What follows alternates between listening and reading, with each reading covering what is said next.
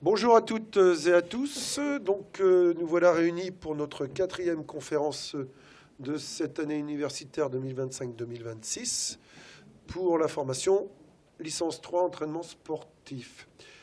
Pour la 6e saison, nous avons la chance et l'honneur d'accueillir Adrien Dutertre, préparateur mental sur la région, on va dire, normande et au niveau national. Mais tes premières prérogatives, je crois, c'était la région Normandie. Tu vas nous expliquer tout cela. On va dire que, Adrien, déjà, merci à toi d'être là pour la 6e fois, parce que c'est vrai que le thème de la préparation mentale du sportif est quelque chose d'incontournable, est un thème incontournable aujourd'hui. Et Adrien, on va dire, est presque, on peut dire, un précurseur de la préparation mentale dans la région, depuis maintenant 6-7 ans. 6 ans. 6 ans, c'est ça. Donc, écoute, je te laisse la parole, tu sais faire. Donc, pas de souci. Et puis, les étudiants réagiront à tes propos s'ils le souhaitent. Ça marche. Bonjour à tous. Je vais essayer de parler. J'ai pas une voix qui porte énormément, donc au fond, vous m'entendez bien? Ouais, ok, ça marche. Donc, je m'appelle Adrien, je suis préparateur mental. Je crois avoir repéré 2-3 visages que je connais. Ça fait donc la 6e fois que je viens à votre rencontre pour parler un petit peu de mon métier, de ma formation, répondre à vos questions. Comme je ne prends pas de stagiaire au cours de l'année, ça me permet de prendre un moment avec vous pour vous transmettre un petit peu mon expérience. Ça fait 12 ans que je suis préparateur mental. Et donc, ça fait 6 ans que je suis préparateur mental en France. Avant, comme vous allez le voir, j'ai travaillé dans d'autres pays avant de revenir en France. On va parler pendant cette présentation du métier en lui-même, de ma formation. On va parler aussi de certaines choses relatives au fonctionnement mental pour vous donner un petit peu, moi, ma vision des choses, tout simplement sur le mental humain et puis sur le métier. Puis si vous avez des questions, je me ferai un plaisir d'y répondre. N'hésitez surtout pas. On dit communément qu'il n'y a pas de mauvaises questions, donc allez-y, n'hésitez pas. Alors, un petit sommaire, c'est pour vous redonner à peu près ce qu'on va voir ensemble aujourd'hui, même s'il ne faut pas qu'on hésite à sortir de la présentation. Si vous avez d'autres questions relatives, par exemple, je vais vous donner peut-être une question que vous pourriez éventuellement me poser. En ce moment, on est dans une métamorphose de nos sociétés avec l'arrivée de l'intelligence artificielle. Et certains d'entre vous, du moins, certains préparateurs mentaux, plutôt des jeunes, ont cette peur que l'intelligence artificielle va remplacer tout un tas de métiers dans le futur. Donc, si ça vous questionne, je pourrais répondre à cette question parce que j'ai un point de vue aussi là-dessus. Donc voilà, n'hésitons pas à sortir du plan de séance. Alors, pour commencer, ma formation, comme vous, il y a un moment dans ma vie, ça commence à faire un petit moment, même si je parais relativement jeune, ça dépend de chacun ça, mais j'ai fait STAPS. Donc j'ai fait un cursus STAPS licence master, notamment une licence STAPS à Toulouse et un master STAPS à l'université Pau-Tarbes, avec un master spécialisé en préparation mentale. Donc on avait, je ne sais plus sur la plaquette de formation à l'époque combien il y avait d'heures de préparation mentale et psychologie du sport, mais c'était assez conséquent. Je crois plus de 300 et quelques heures. Donc voilà. Et puis après, dans le cadre de mes études, j'ai décidé de partir à l'étranger, notamment sur ma dernière année de master au Canada. Et puis sur le lieu de stage où j'étais, ils ont voulu tout simplement me conserver. Et donc voilà, de fil en aiguille, j'ai fait d'autres diplômes qui venaient compléter ma formation universitaire, alors des diplômes plus professionnalisants. Levez la main ceux qui décideraient peut-être de s'orienter vers le métier de préparateur ou préparatrice mentale.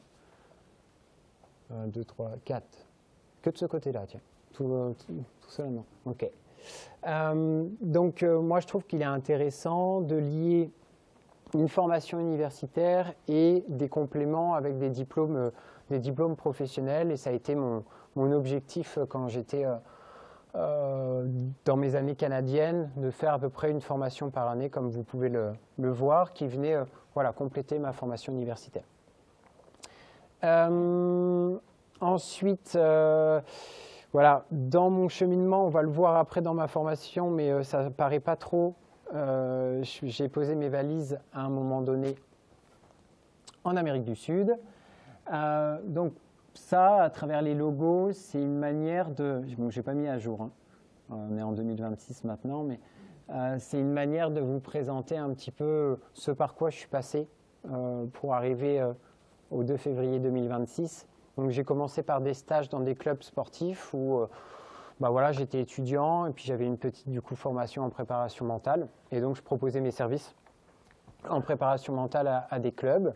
Donc j'en ai mis un pour représenter, mais j'en ai fait plusieurs. Ça m'a permis un petit peu de me tester et puis de commencer à avoir un peu plus confiance dans ce que je pouvais proposer aux athlètes.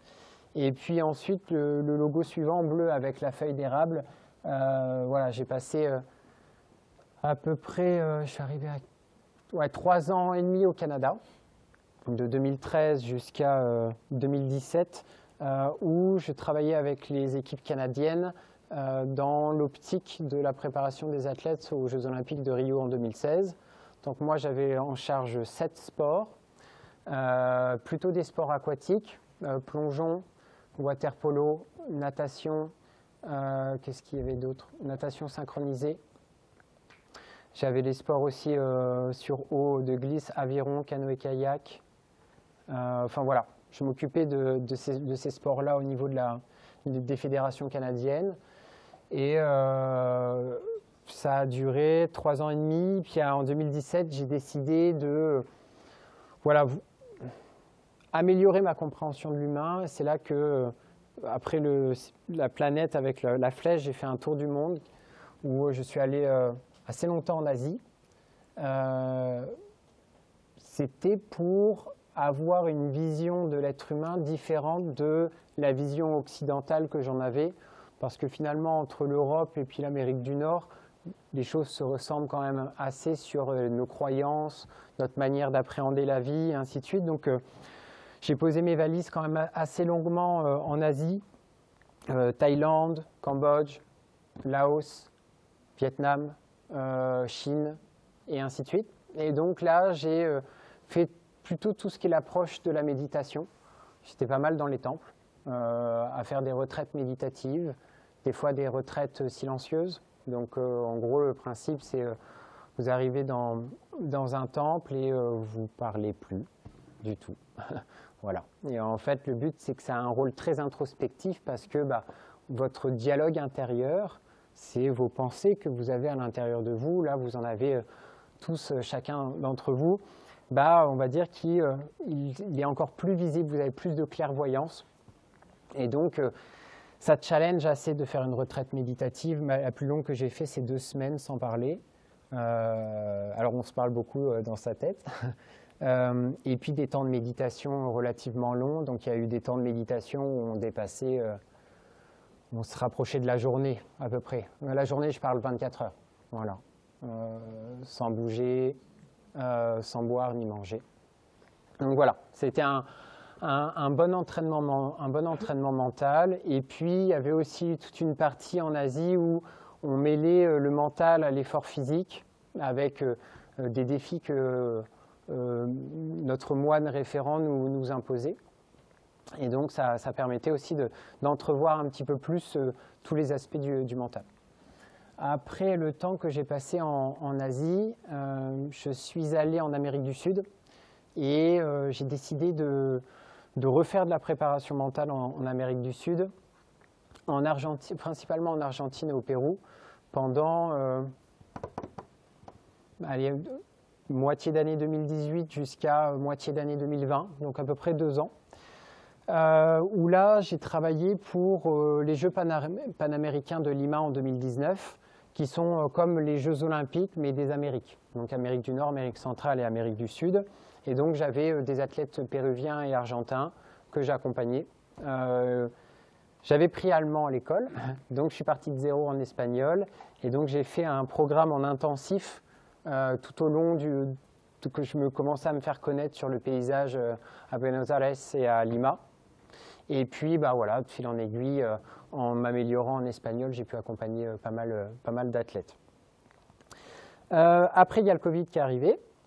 La situation sanitaire au Pérou, j'étais au Pérou à cette époque, était très compliquée. Et donc, à un moment, il a fallu que je prenne un vol d'urgence des Pays-Bas pour me rapatrier en France. Et me voilà, du coup, de retour en Normandie. Et pas très longtemps après, j'ai fait la première conférence avec Fred. Ça devait être en janvier aussi. Ouais. Donc moi, je suis arrivé en juillet. Et voilà, je l'ai fait en janvier parce que j'avais rencontré Fred par rapport à une connaissance qu'on a en commun.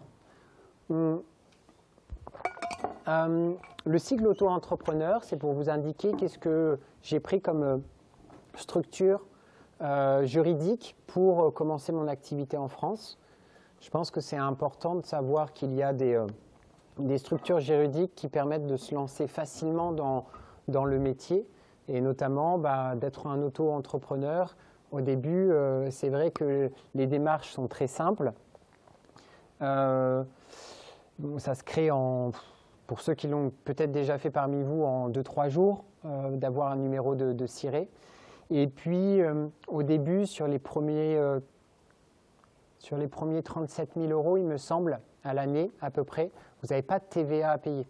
Et ça, c'est très important à prendre en compte quand vous faites un métier, on va dire, dit intellectuel ou cérébral. Vous n'avez pas, comme un peintre qui va acheter de la peinture et qui peut se faire rembourser la TVA sur ses achats. Finalement, moi, j'ai assez peu de dépenses. Donc, quand je facture la TVA, je leur donne directement à l'État, je ne la rattrape pas. Alors, ce qui est bon à savoir pour vous, c'est que quand vous vous lancez en tant que préparateur ou préparatrice mentale, vous pouvez être très concurrentiel en termes de tarifs parce que vous n'avez pas cette TVA de 20%. C'est quand même assez conséquent, jusqu'à 37 500 €. Donc, avant que vous fassiez 37 500 € l'année, il se passera peut-être quand même quelques mois, voire quelques années. Okay, je vous souhaite que ça se fasse le plus rapidement possible, mais voilà. Donc, c'est un super statut juridique en France. Vous n'avez même pas besoin d'expert comptable. Enfin, tout est très, très simplifié au maximum pour vous lancer, tant dans la préparation mentale, mais ça pourrait être dans d'autres choses. On peut être auto-entrepreneur dans tout domaine. Voilà. Est-ce qu'il y a des questions déjà d'ici là sur le début de ce que j'ai pu vous dire? Oui?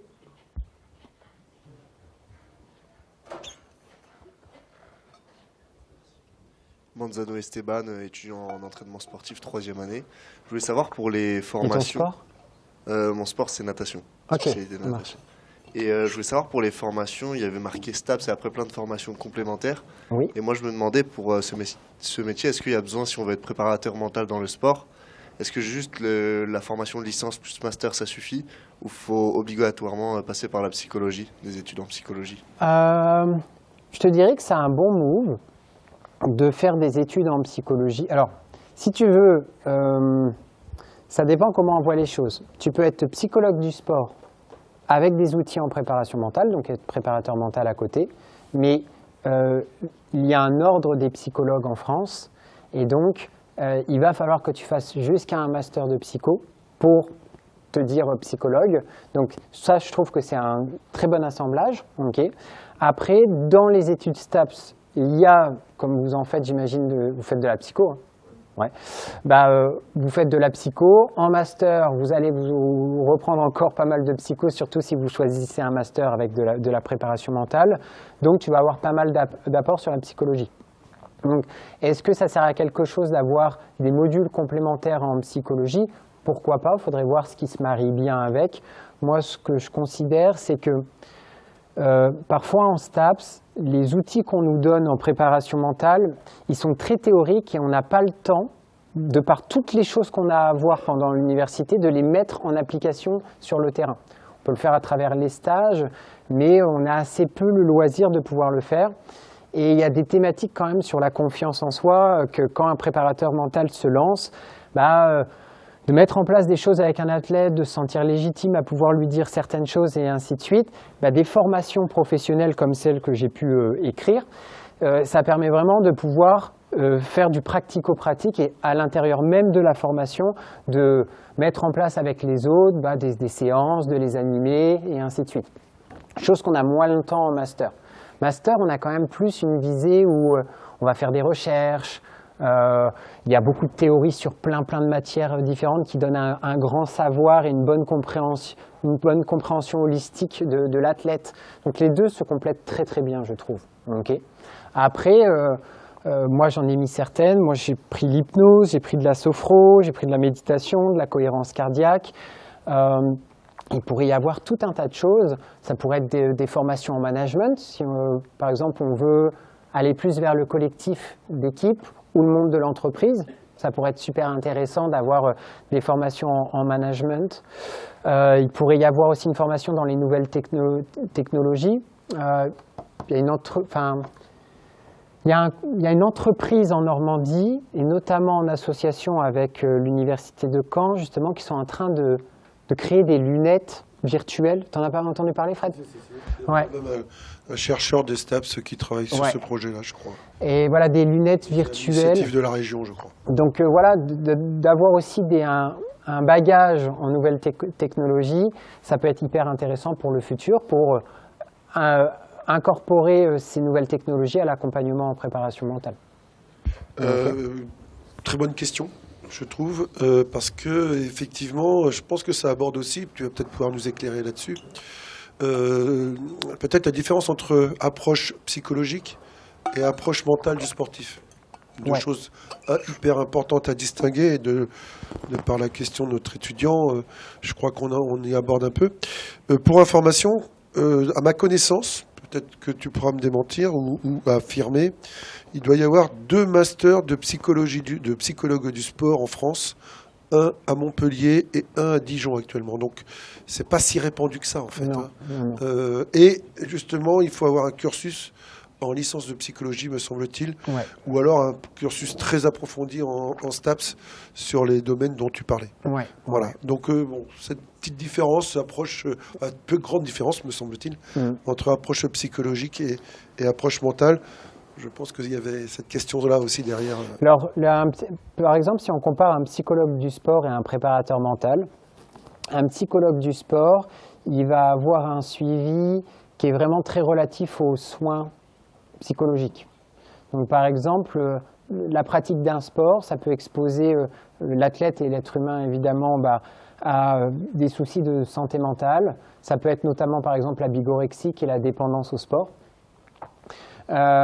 Ça peut être aussi des thématiques sur le corps, comme par exemple les sports à catégorie de poids, où il va y avoir potentiellement une relation parfois conflictuelle avec la nourriture, avec son rapport au corps et ainsi de suite. Là, on va dire qu'un psychologue du sport va être plus indiqué pour le soin mental, alors que le préparateur mental, ça va être plutôt sur la performance pure. Alors, il y a des périmètres de part et d'autre qui vont venir quand même se toucher, hein. Mais voilà, il y en a un, c'est le soin mental, l'autre, ça va être plutôt la performance. Est-ce qu'il y a d'autres questions? Oui. Je voulais revenir sur les formations. Là, mon master, il a ouvert aujourd'hui. J'ai pas vu le master de Dijon, mais j'avais vu celui de Montpellier et celui d'Orléans. Pour une personne qui se destine à de la préparation mentale, est-ce que vous auriez un avis sur les deux? Parce que sinon, du coup, il y en a qui combinent la préparation physique. Il y a Pau, il y a Caen, et je crois qu'il y a Créteil. Mais c'est quoi votre avis dessus? Alors, je ne les connais pas tous en détail, mais je te recommande d'aller sur le site de l'université et de regarder la plaquette de formation et de voir le contenu. Tu peux voir également la liste des professeurs présents et puis d'aller regarder chaque professeur s'il a tendance à publier soit des articles scientifiques et voir un peu comment s'orientent ses recherches par rapport aux thématiques dans lesquelles il est spécialiste. Ça va te permettre de pouvoir avoir un bon ordre d'idée tant sur qui va animer les différents cours, que la plaquette de formation, est-ce qu'elle te convient ou pas. Je m'appuierai plutôt là-dessus. Du coup, j'avais déjà regardé ça. Après, je ferai plus confiance à un master qui roule depuis 10-15 ans qu'à un master qui vient juste de naître. C'est normal, parce que ça débute, Et donc, forcément, en 10 ans, ils ont pu s'améliorer au fur et à mesure, corriger des choses. Donc, moi, je te réponds à toi. Si tu as un master qui a 15 ans d'expérience versus un master qui n'en a que 1, ça ne veut pas dire qu'il est moins bon que l'autre. C'est juste que c'est plus risqué parce qu'il y en a un, ça fait 15 ans qu'il bonifie ses process, alors que l'autre, il a juste 1 an d'expérience. Voilà. Pour abonder dans ton sens, sur la connaissance des masters, il faut aussi faire attention à l'intitulé des masters. C'est pour ça que ta remarque est pertinente, Adrien. Dans le mesure, par exemple, sur Créteil, il me semble que c'est un master d'optimisation de la performance, EOPS, avec une valence préparation mentale. Donc, il faut que tu vois la différence. Alors, de mon souvenir, peut-être qu'ils ont évolué sur la maquette, mais à mon avis, c'est... Par contre, Créteil, c'est intéressant parce que c'est adossé à l'INSEP. Donc là, on est en relation avec des sportifs de haut niveau, et en formation en l'occurrence. Après, il y a aussi tout ce qui est en relation avec les DU. Il y a de plus en plus de DU de préparation mentale. Ouais. Donc là, par contre, vous pouvez en trouver un petit peu partout en France. Alors peut-être que j'ai confondu sur le site de Dijon entre le DU et le master. En tout cas, je vous referai une intervention là-dessus. En repassant les yeux sur la formation, je n'ai même pas parlé du groupe de travail sur les Jeux Olympiques de Paris en 2024. Donc moi, dans le cadre de mes expériences, vous pouvez voir qu'il y a le logo Centre sportif de Normandie et INSEP. Donc en fait, le Centre sportif de Normandie, c'est rattaché à l'INSEP. C'est un des lieux, dans chaque région, il y a un lieu un peu satellite qui est rattaché à l'INSEP. Et donc, voilà, je collabore avec le Centre sportif de Normandie et l'INSEP dans le cadre de mon travail. Donc parfois, je me rends sur Paris pour travailler sur des tours de table sur des thématiques particulières. Et donc, dans aussi les Jeux Olympiques de Paris, ça fait déjà 2024, ça date. Et voilà, j'ai joué aussi également un rôle d'accompagnement pour les Jeux de Paris. Vous pouvez voir là différents logos. Il y en a plein d'autres, mais ça ne rentrerait pas dans la diapo. Donc, sinon, il y a un logo qu'on n'arrive pas trop à distinguer où c'est écrit Maison régionale de la performance Normandie qui est juste à gauche de Paris 2024. Donc ça, c'est finalement une maison régionale qui s'occupe des athlètes de haut niveau sur le territoire normand. Et donc c'est pareil, je suis un des préparateurs mentaux qui est référencé sur la maison régionale. Oui. Encore dans mes masters. Méry Noah, étudiant en L3 ES, spécialité handball. Je me demandais du coup si après toute cette formation, il y a quand même une partie de professionnalisation, mais est-ce que l'insertion se fait facilement dans la préparation mentale? Ok. En gros, tu veux savoir si les différentes formations que j'ai passées, je suis arrivé à les incorporer facilement dans mon cursus universitaire? Toutes ces formations-là, donc universitaires, etc., est-ce qu'elles ont permis facilement de trouver justement, de pouvoir avoir accès à ces expériences-là? Ah, d'accord. Ok, très bonne question. Votre diplôme, si je suis extrêmement réducteur dans votre manière de vous présenter les choses, c'est un bout de papier.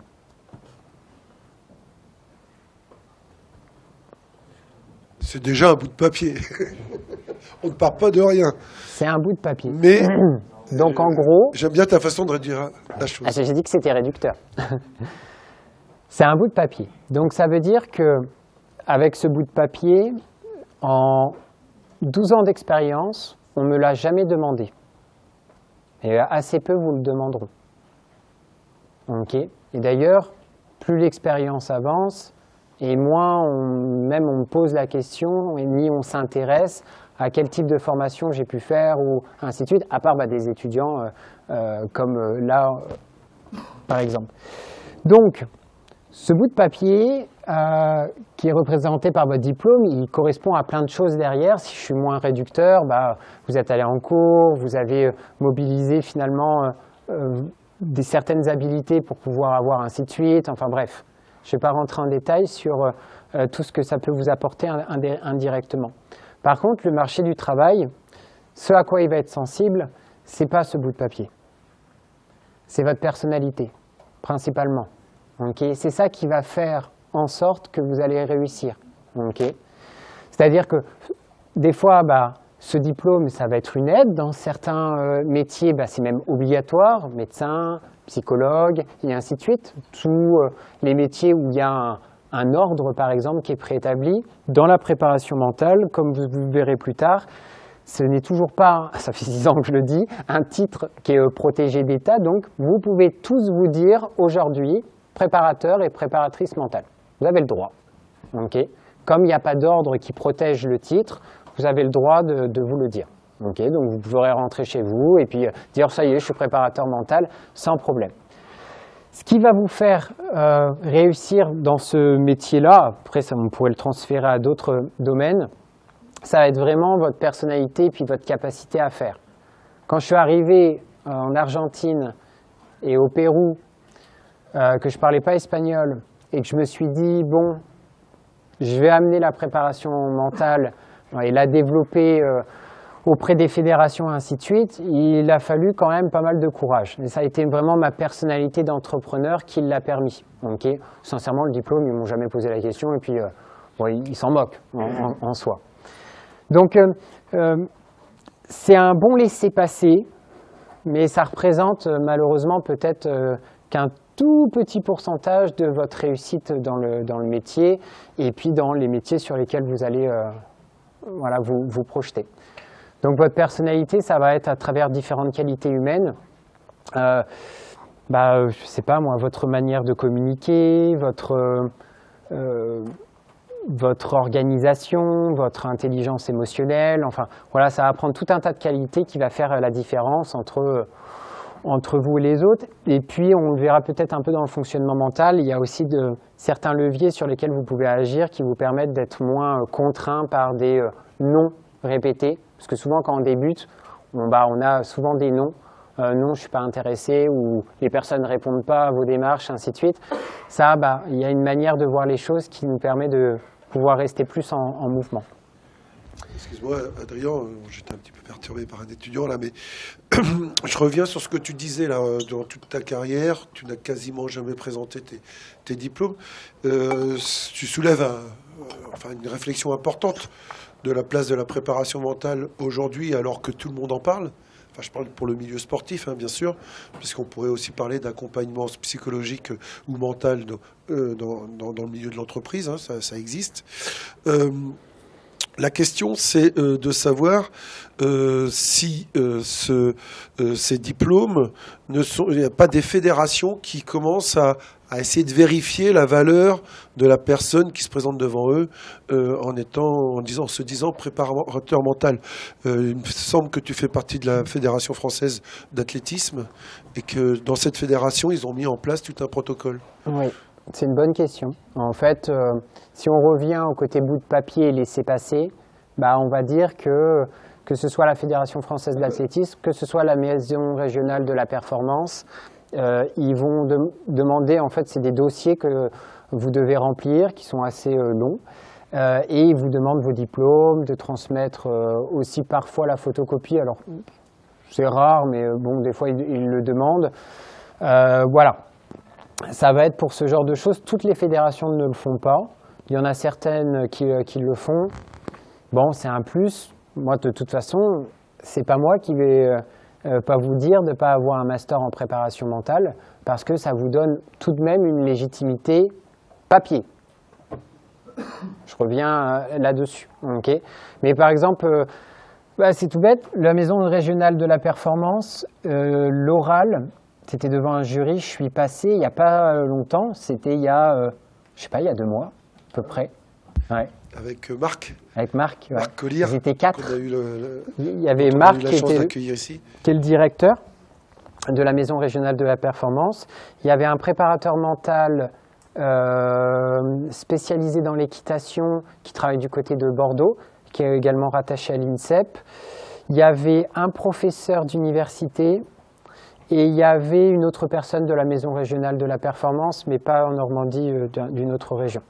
Donc on fait tout un dossier, après on passe devant un jury, et dans la Maison régionale de la performance, selon la qualité de votre dossier, le nombre d'heures d'expérience que vous avez, et puis votre oral, vous êtes soit cercle 1, donc cercle 1, c'est que vous pouvez intervenir sur tout type d'athlète, cercle 2 ou cercle 3. Okay. En Normandie, il n'y a qu'un cercle 1 et c'est moi. Okay. Et les 13 autres qui ont été référencés, il me semble que c'est des cercles 2 et des cercles 3. Mais je pense que la plupart sont des cercles 3. Donc là, c'est intéressant ce que tu dis, c'est qu'en fait, les structures concernées par l'activité sportive, eh bien, commencent à s'organiser pour une certaine légitimité de l'intervenant.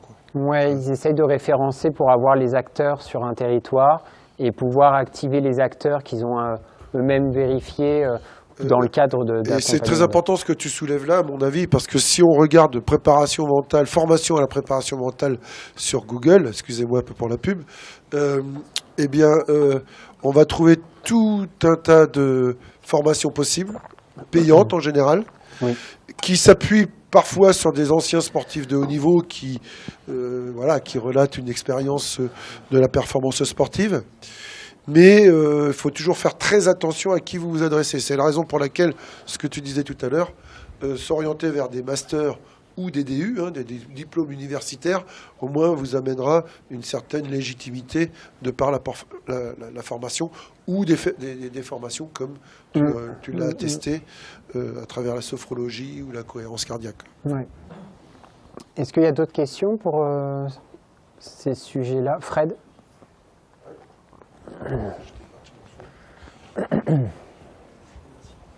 Donc vous dites que les formations, c'est en plus grande partie de la légitimité, mais du coup, les connaissances que vous acquérez, c'est au niveau du terrain ou plus justement de ces formations-là que vous les avez?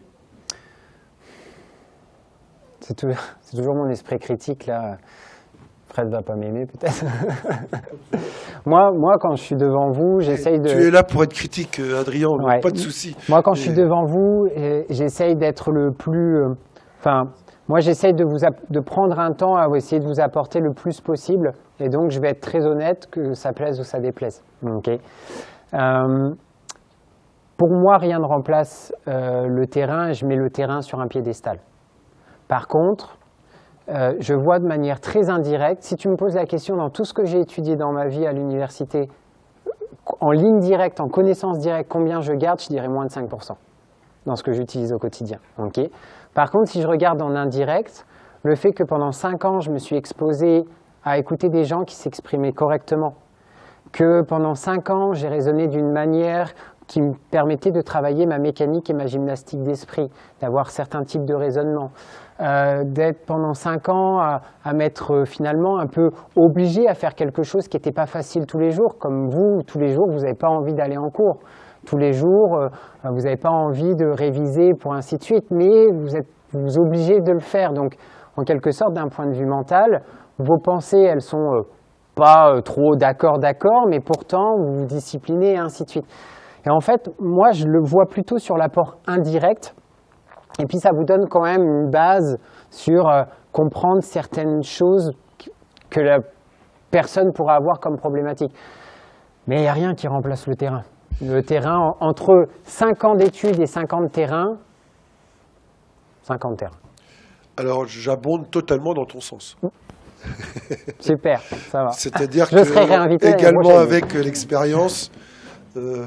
maintenant, ça fait quelques années que je suis dans la formation et rien ne vaut le terrain. C'est d'ailleurs tous les intervenants jusqu'ici l'ont précisé. Si je reprends Franck Doudet, il va avoir 53, 54 ans. Il est toujours en formation tout le temps, mais en relation avec ce qu'il fait sur le terrain. Et il le dit, il faut rester humble, mais prendre du recul et faire. Donc aller frapper aux portes, ils ont tous... Tu vas nous expliquer comment tu as lancé ton activité en Normandie, j'imagine. Il faut aller frapper les portes et lancer des balles. Alors, si Si je vous explique comment je me suis installé en Normandie, donc on se remet, je suis au Pérou, il y a le Covid, je prends un vol d'urgence. J'arrive en France, je ne sais pas si vous vous rappelez à l'époque, mais quand on revenait du contrée lointaine, on était pendant 2 semaines à l'isolement. Comment on dit? Ouais, quarantaine. Ils appelaient la quarantaine. Ouais. Donc, Si tu revenais de la Lune. ça faisait 11 ans. Ça faisait 11 ans que j'avais quitté la Normandie. J'ai quitté la Normandie en 2009 dans le cadre de mes études parce que mes 2 premières années de licence TAPS, je les ai faites à Angers. Et donc, j'ai été dans un camping-car pendant les 2 semaines. Alors, je peux vous montrer ce que j'ai fait dans ce fameux camping-car. Donc, je précise, je n'ai jamais été sportif de haut niveau, aucun réseau en Normandie, juste une famille normande, mais pas du tout dans le tissu du sport normand. Donc, je partais vraiment de zéro. Imaginez-vous aussi sans carte d'identité, sans carte bancaire, sans carte vitale. J'avais plus de papier.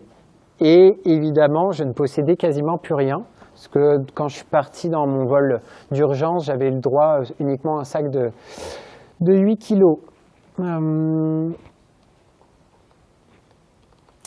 soir même de mon arrivée en France, je me suis lancé là-dessus. Énorme boulot. Ouais, ça a été un travail de fourmi. En fait, je me suis dit, bon, Adrien, soit tu t'apitoies sur ton sort, parce que je vous passerai les détails de ce qui s'est passé en Amérique du Sud, mais il a fallu être résilient. Soit, finalement, tu fais une opportunité de la situation et donc tu essayes de comprendre un peu l'environnement dans lequel tu te trouves, que finalement, je ne connaissais pas du tout, ni universitairement parlant, ni professionnellement parlant. À part avoir fait les plages à côté de Cherbourg, c'est tout ce que je connaissais au niveau professionnel. Et donc, je me suis dit, faut que je comprenne mon territoire. Donc, j'ai listé tous les clubs, tous les sports, les villes, les noms de contacts, les téléphones, les mails. Et donc, je vais vous le faire défiler un petit peu. Voilà ce que ça représente. Il y a beaucoup de clubs en Normandie, comme vous pouvez le constater. Ouais. Après, ils ne sont peut-être pas tous là. Mais Il faut avoir le nom, le prénom de la bonne personne, le bon numéro de téléphone, l'adresse mail. Ça m'a pris 30 heures à peu près à faire. J'en avais ras-le-bol de mon ordi à cette époque. On ne pouvait plus. Donc voilà, c'est pour vous donner quelque chose de très pratico-pratique sur ce que j'ai fait pour me lancer. Donc là, il faut vraiment que vous me visualisiez dans un camping-car, chez mes parents, dans le jardin de mes parents. Et associé à cela, donc, tu as commencé à téléphoner. Ouais, c'est ça. Donc après, une fois que j'avais tout listé et que je comprenais bien l'environnement, j'ai commencé à faire plein d'appels. Donc vous verrez que dans ma démarche, il y a tout le temps le verbe faire. Faire, faire, faire, faire, faire, faire. C'est, à mon sens, le verbe le plus important de votre vie. Faire. Ok ? Donc vous faites, vous avez peur, vous faites, vous vous sentez dévalorisé ou rabaissé par un nom, vous faites. En fait, la solution se trouve toujours dans faire. Tant que vous faites et que vous êtes dans l'action, il y aura peu de risques de santé mentale. C'est quand vous arrêtez de faire et que vous êtes pris par votre réflexion, comme on va le voir un peu plus tard sur le fonctionnement du mental, que là, il y a des problèmes de dévalorisation qui commencent à se présenter, de blocage, de perte de confiance et ainsi de suite. Donc, j'ai passé plein de coups de fil. J'ai pris la voiture de ma maman à l'époque, c'était une Twingo, je crois. J'ai ratissé la basse et haute Normandie. La pauvre, je lui ai mis, si tu m'écoutes, maman, dans cette vidéo, quand tu la verras peut-être, j'ai mis 500 km par semaine, je crois. Enfin, c'était, et donc, j'allais dans des fédés, dans des comités, et ainsi de suite, pour me présenter. On sortait du Covid, on était encore un peu dans le Covid. Les gens, ils n'avaient pas du tout la tête à la préparation mentale. Donc, en plus, c'était la pire période pour se lancer, sur certains aspects, on va dire. Et donc, tout le monde me disait non. Enfin, on me disait « Oh, ça a l'air bien sympa, on te rappellera », ils ne me rappelaient pas. Et puis, j'ai continué, vraiment robotiquement, à continuer à faire des appels et ainsi de suite. Puis, j'ai appelé le centre sportif de Normandie et je vais vous raconter comment ça s'est passé. Belle anecdote, effectivement. Ouais. Je me rappelle très bien où j'étais. J'étais dans la chambre où je résidais chez mes parents. Je donne des détails. Hein. C'est vrai que vous avez peut-être pas C'est bien, besoin ça d'autant de nous détails. contextualise la chose, Ouais. parce qu'on est tous concernés par ces détails. Alors, j'étais dans la chambre de chez mes parents et je donnais moins de détails les autres années. Et Tu t'améliores. je décide d'appeler le centre sportif de Normandie, sauf que je gratte un peu. Et là, j'arrive à avoir le numéro du directeur du centre sportif de Normandie. Je dis, vas-y, je suis culotté, faut faire, let's go. J'appelle directement le directeur et puis ça répond pas. Et puis, du coup, je dis, bon, je vais envoyer un mail. Puis peut-être 5 minutes après, je me dis, je rappelle. Le lourd. L'intuition. Ouais, au début, on pourrait se dire le lourd, il rappelle, il insiste. Et mon instinct, il m'a toujours parlé dans ma vie. Okay, et j'ai toujours eu des feelings qui m'ont plutôt relativement bien réussi. Alors, pas tout le temps, mais plutôt relativement bien réussi. Et le directeur me rappelle. C'est plus le directeur actuel, hein, il a changé de poste. Et je me présente, voilà, je me dis, voilà, je suis Adrien Duterte, je suis préparateur mental, et ainsi de suite.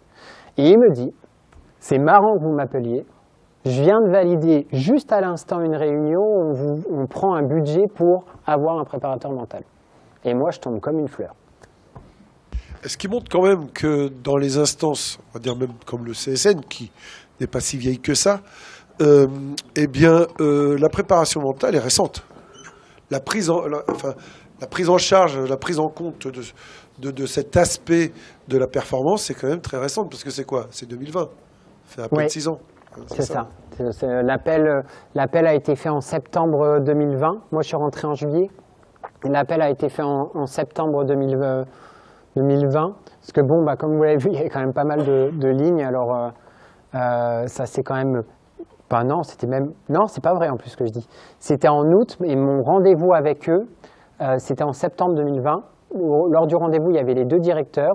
Il y avait le directeur du centre sportif de Normandie et le directeur de l'optimisation de la performance, qui est Marc, qui est maintenant à la Maison régionale de la performance. Maison régionale, oui. Ouais. C'est un jeu de chaises musicales. Et donc, j'ai passé 1 heure d'entretien en septembre avec eux et j'ai commencé le 15. Voilà. Et je suis toujours avec eux depuis le 15 septembre, 2020. Donc voilà, des fois, il se passe des choses comme ça. Et puis ensuite, tu as ouvert ton cabinet, non, c'est ça? Et en même temps, j'ai ouvert mon cabinet avec le cycle auto-entrepreneur. Alors ça, je l'ai ouvert au même moment où je faisais l'Excel. Comme je vous l'ai indiqué, ça prend 2-3 jours. Hein. C'est vraiment hyper rapide. Et puis, on va dire, j'ai ouvert donc en juillet et mon premier salaire à temps plein a été en septembre. Voilà. Donc, le premier salaire à temps plein, moi, j'ai aucun tabou sur l'argent, donc je vais vous dire. Premier salaire à temps plein, ça a été 1 300 € de chiffre d'affaires en septembre. Voilà. Après, il y a des déductions, évidemment. Mais voilà. Donc, en l'espace de un petit mois, en gros, un petit mois et demi, je suis arrivé à avoir quelques personnes que j'accompagnais, et puis le centre sportif de Normandie qui est arrivé, et puis ainsi de suite. Voilà. On pourra revenir s'il y a des questions relatives à, je ne sais pas, au salaire ou ainsi de suite. Je pourrais vous répondre un petit peu sur comment vous pouvez vous projeter dans le métier. Est-ce qu'il y a d'autres questions par rapport à la formation? Non? Après, concernant les expériences actuelles, donc là, je suis avec le centre sportif de Normandie. Je suis avec l'INSEP, je suis avec la Maison régionale de la performance, je suis encore avec les Dracars. Juste après vous, j'ai un rendez-vous avec un hockeyeur des Dracars, justement. Je suis encore avec les Dracars, je suis avec plein de clubs, je suis avec le CBC, je suis avec Malherbe, enfin je suis avec plein de clubs. Je suis avec Rouen en rugby, je suis avec Vannes en rugby, j'en oublie plein, mais je suis avec plein de clubs différents. Et j'accompagne à peu près, sans compter le centre sportif de Normandie, environ 200 athlètes, à peu près, ouais. Ça oscille entre 180 et 200. Et avec le centre sportif de Normandie, on va être sur quasi 320, 330. Donc quand je vous parlais de l'organisation, il faut être très organisé. Okay. Et puis, j'ai un bureau qui n'est pas très loin du stade Malherbe de Caen. Un tout petit bureau, il fait 12 mètres carrés. On s'y sent... Rue de Bayeux. Rue de Bayeux, exactement. Où j'y étais à des rendez-vous juste avant de venir. Et puis, juste après vous, j'ai d'autres rendez-vous. Mes journées, elles pourraient apparaître comme chronophages. Je donne à peu près 9 à 10 coachings par jour, du lundi au vendredi. Donc, ça fait 9 à 10 heures par jour, du lundi au vendredi non-stop. Quand on me demande un rendez-vous actuellement, il faut attendre... Moi, je suis très écrit, du coup. Je vais vous donner la date précise de mon prochain créneau. Mardi 10 mars à 15 h. Donc mardi 10, si j'ai pas avant, c'est parce que de 9 h jusqu'à 19 h, tout est pris tous les jours. Et depuis que j'ai 2 petites filles, je ne travaille plus les samedis matins. Avant, quand je me suis lancé en 2020, je travaillais les samedis matins. Okay. Oui, dans l'aspect chronophage dont tu parlais, il y a aussi la vie de famille à préserver. Ouais. Alors l'aspect chronophage, c'est que je peux vous vendre ma vie comme quelque chose d'extrêmement ennuyant et je peux vous vendre ma vie comme quelque chose de palpitant. Ça va dépendre de la perception qu'on en a. Et c'est quelque chose qu'on va aller maintenant un peu sur ce qui se cache derrière un peu le métier et notre fonctionnement mental. La perception d'un être humain, c'est sûrement l'une des choses les plus précieuses que vous avez. Si je remonte un petit peu plus haut, on parle de votre focus. Le focus d'un être humain, il n'y a rien de plus précieux sur Terre. Okay. Par exemple, je vous donne une évolution en termes de « c'est pas précieux » à « c'est très précieux ». L'argent, pas du tout précieux. L'argent, ça se perd, ça se gagne. Par exemple, comme je vous l'avais indiqué tout à l'heure, quand j'étais au Pérou, j'avais une entreprise et quand il y a eu le Covid, j'ai perdu 100 000 €. Parce que j'ai perdu toute mon entreprise et tout ce que j'avais construit là-bas. Et en un claquement de doigts, en une élocution présidentielle du président péruvien qui a mis fin à plein de choses, dont la vie de mon entreprise. Okay. Donc l'argent, c'est pas important parce que ça se perd et ça se gagne. Le temps, c'est beaucoup plus important que l'argent parce que ça se perd mais ça se gagne pas. Donc, vous n'aurez plus jamais 10 ans de votre vie. Donc c'est forcément plus précieux que l'argent. Puis l'argent, vous pouvez perdre 2 000 €, mais que ce 2 000 € vous apporte une leçon de vie qui vous en ramène 10 000. Donc en plus, parfois, c'est ce 2 000 perdus qui en ramène plus. Le temps, à côté du focus, le temps est tributaire de la qualité de votre focus. Donc en gros, votre temps sur Terre, il va être tributaire de ce à quoi vous portez attention dans la vie. Si vous portez attention toujours à des choses qui vous rabaissent, qui vous dévalorisent, qui vous contraignent, qui vous limitent, qui évaporent votre confiance en vous et ainsi de suite, votre temps sur Terre en sera forcément impacté. Et dans votre focus, il y a uniquement 2 choses. Soit vous êtes centré sur quelque chose qui est hors de votre contrôle, soit vous êtes centré sur quelque chose qui dépend uniquement de vous. Et ça fait partie de ma grande philosophie d'accompagnement des athlètes.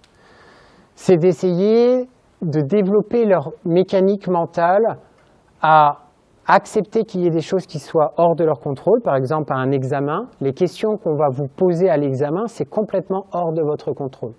Par contre, ce qui dépend uniquement de vous, c'est votre préparation. Et donc, ce qui fatigue énormément les êtres humains, ce n'est pas ce qui dépend de vous. C'est que vous essayez de prédire, par exemple, ce qui ne dépend pas de vous. Et ça vous génère des scénarios catastrophes, des peurs, des doutes. Des fois, vous faites tellement de scénarios catastrophes que vous ne faites pas.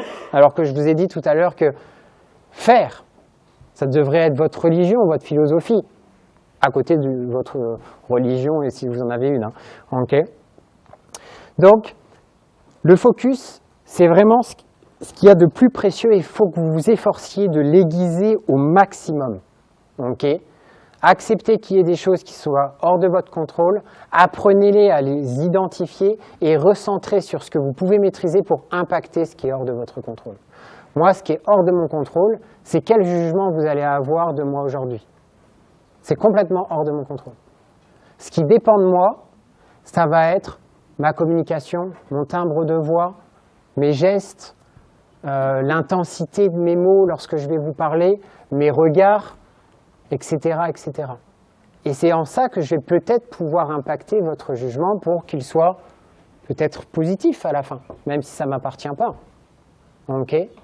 Donc lorsqu'il y a quelque chose qui est hors de votre contrôle, prenez par exemple votre sport. Ce qui est hors de votre contrôle, c'est le résultat.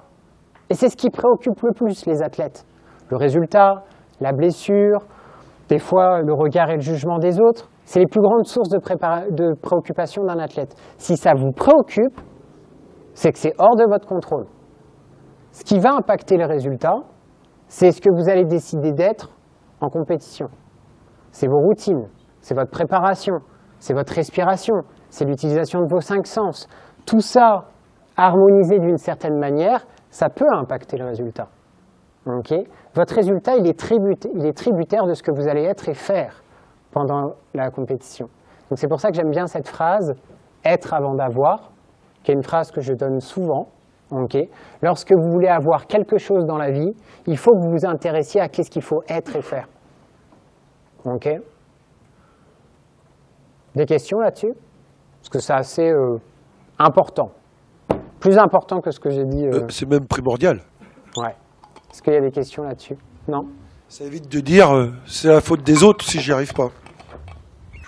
Mais remarquez bien, hein, dès que vous naissez, il faut avoir des amis, il faut avoir des bonnes notes à l'école, il faut avoir la fierté de papa et maman, il faut avoir un travail, il faut avoir un projet universitaire, il faut avoir, je ne sais pas, une augmentation de salaire. On est toujours en train d'osciller finalement. C'est un philosophe allemand, Schopenhauer, qui disait « L'être humain oscille tout au long de sa vie tel un pendule entre la souffrance et l'ennui ». C'est une phrase triste. La souffrance de ne pas ou de ne plus avoir et l'ennui d'avoir.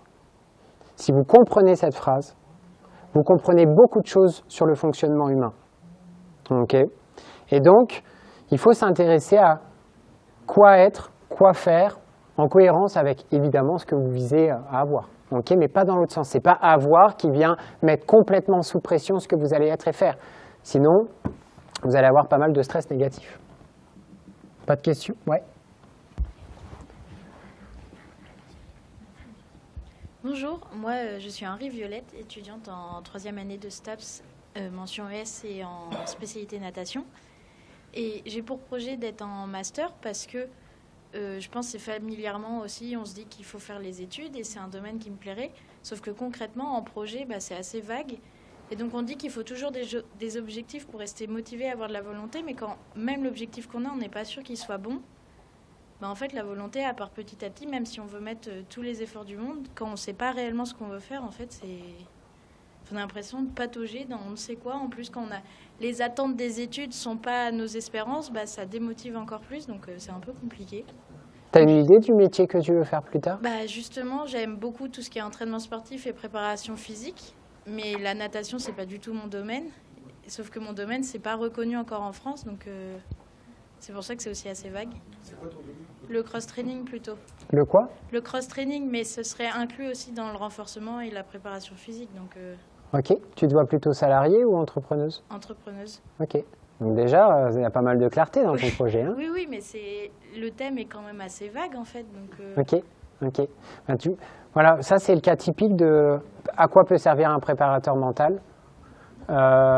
C'est que nous, on fait de la du moins, ça n'engage que moi, hein, dans ma vision du métier. Mais rendez-vous le 10 mars, c'est ça? je fais des accompagnements aussi au projet à venir mettre plus de clarté dans ce que tu souhaites, okay, pour savoir mieux quoi être et quoi faire aujourd'hui, quelles sont les décisions à prendre aujourd'hui, les actions à mener. Par exemple, on va prendre un code couleur tout bête. Admettons, vous visez du bleu. Il va falloir s'intéresser à prendre des décisions bleues et des actions bleues aujourd'hui. Point. Okay. Quand ce n'est pas clair la couleur que vous visez, on va essayer de dégrossir pour que ce le soit plus. Okay. On va enlever un peu tout ce qui est peur, tout ce qui est doute, tout ce qui est des choses externes, des facteurs externes à nous qui peuvent polluer un petit peu votre envie et ainsi de suite. Et après, on va vraiment se mettre dans un mode décisionnel qui convient à la destination. Tu vois, moi, quand j'entends tous les éléments que tu me donnes, je me dis déjà, il y a quand même, on est loin du petit loulou de 14-15 ans, ou pire, 18 ans. Il y a post-bac dans 2 semaines qui ouvre, ok, et je ne sais pas du tout quoi faire. Okay. Donc, rappelle-toi ce que je t'ai dit par rapport au verbe faire. En fait, quand tu fais, ça ne veut pas dire que ce que tu fais, ça te rapporte tout de suite, mais mine de rien, tu peux choisir la perception qui fait que dans ce que tu as fait, ça t'a aiguillé pour faire quelque chose qui te convient mieux. Donc, admettons, tu hésites à faire un master. Mais il n'y a rien d'autre de clair à côté. Fais un master.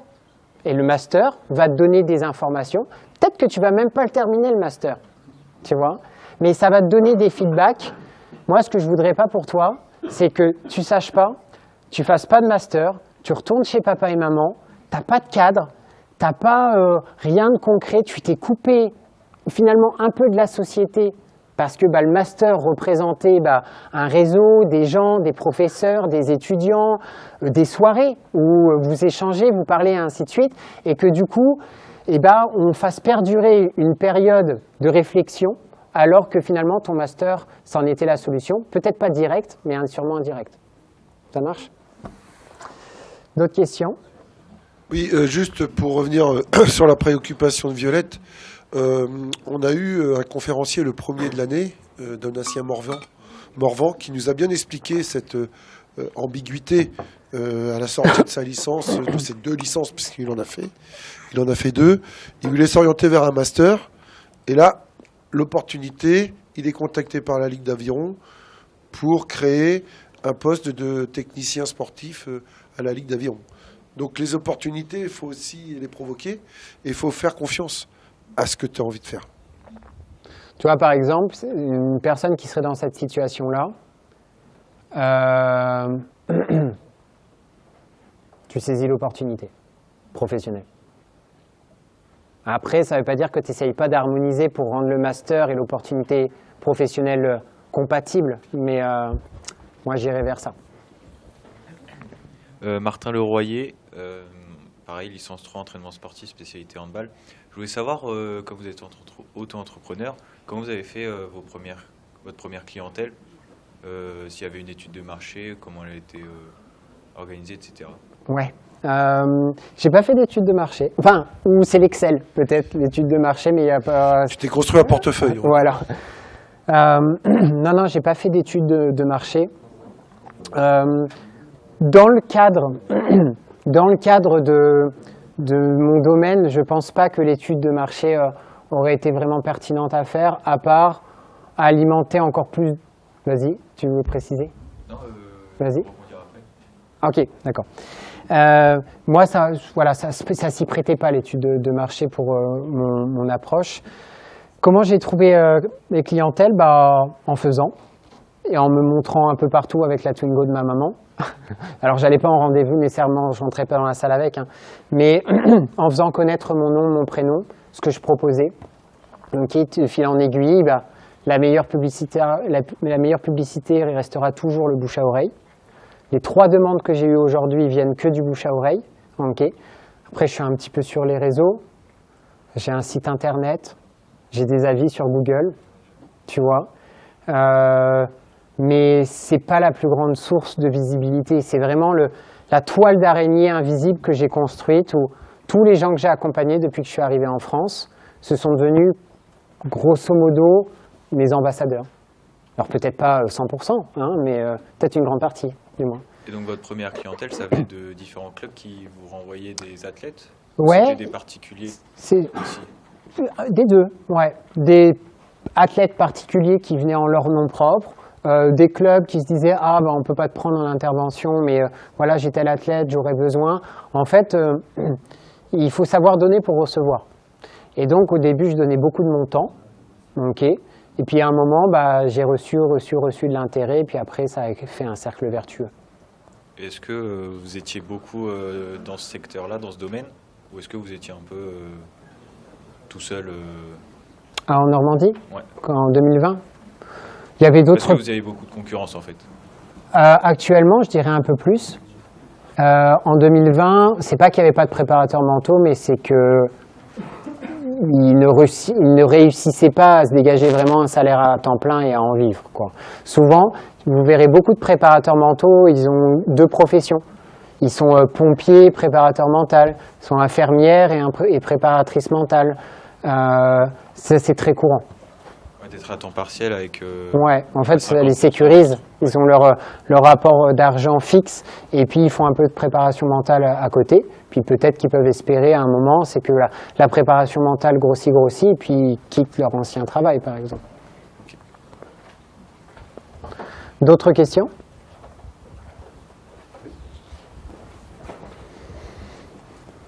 Lola Roé, spécialité athlétisme.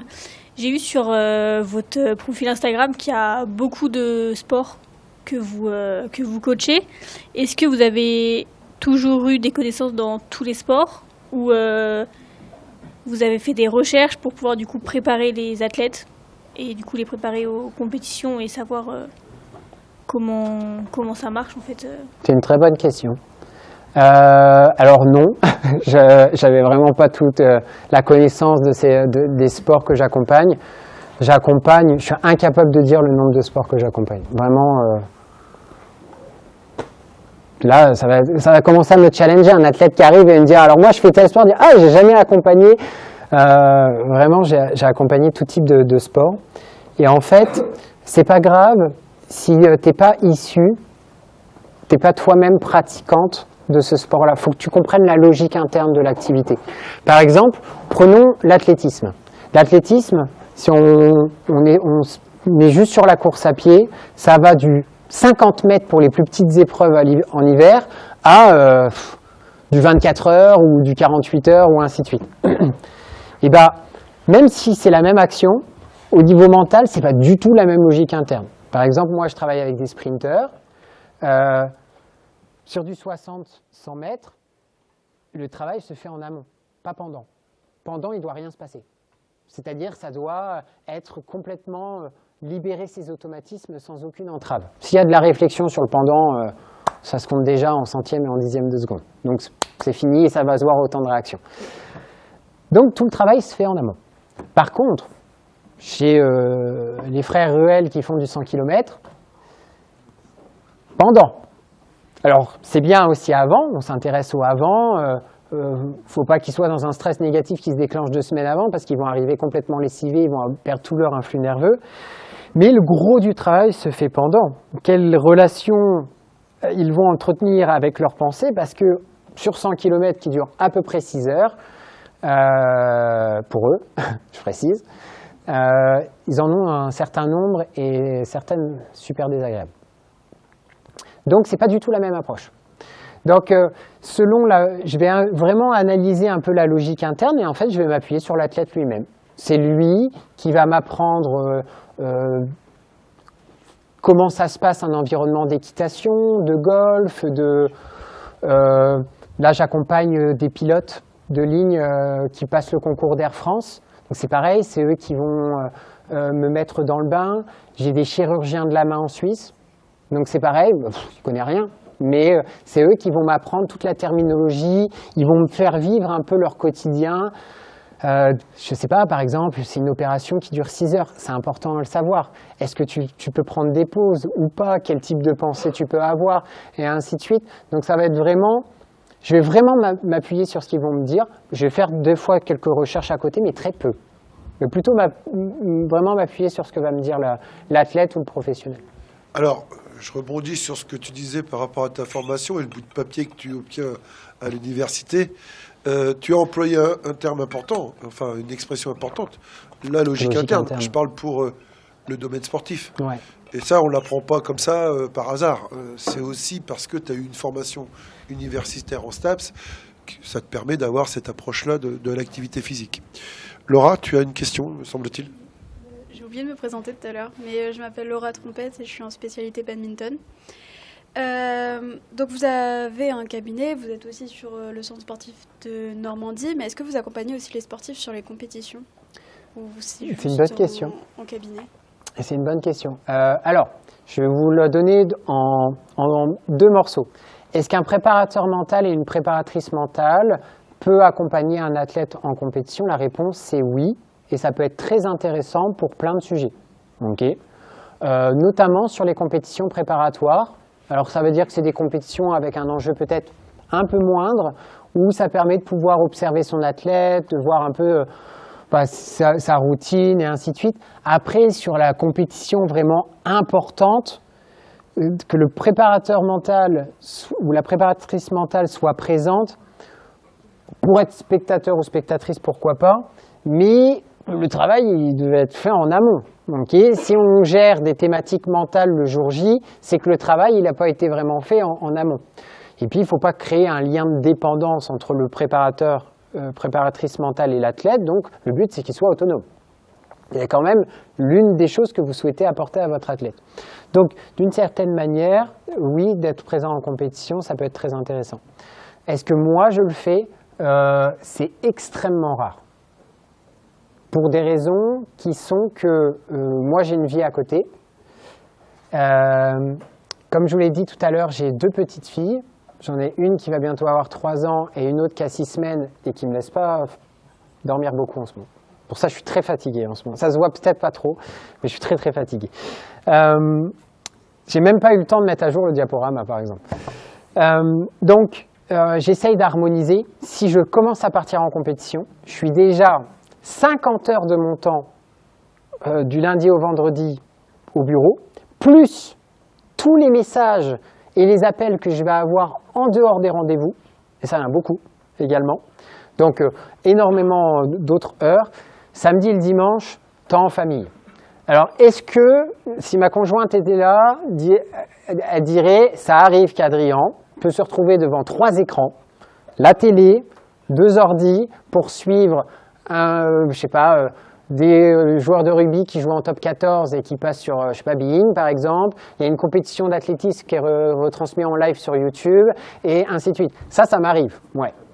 Pendant les siestes des filles, par exemple.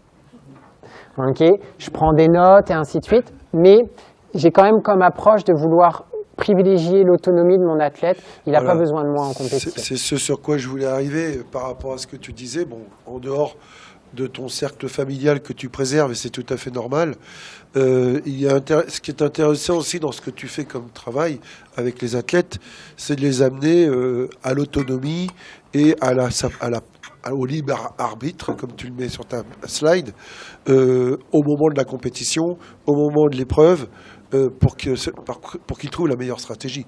C'est pas toi qui pratique à leur place. Non. Donc après, ça m'arrive des fois, il y a des compétitions qui s'étalent sur plusieurs jours, notamment par exemple sur les questions de série finale.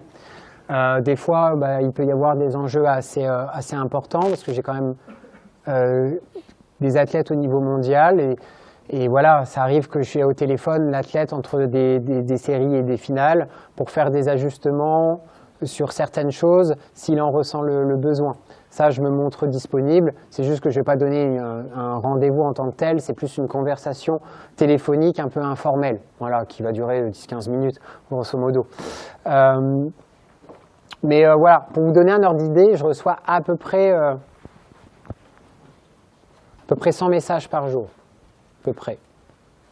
Donc, et je les traite, tous je les traite la journée même. Tous ceux que j'ai accompagnés pourraient en témoigner. Donc, non, moi je ne peux pas me déplacer en compétition. Ou alors, c'est que je m'offre un bonbon.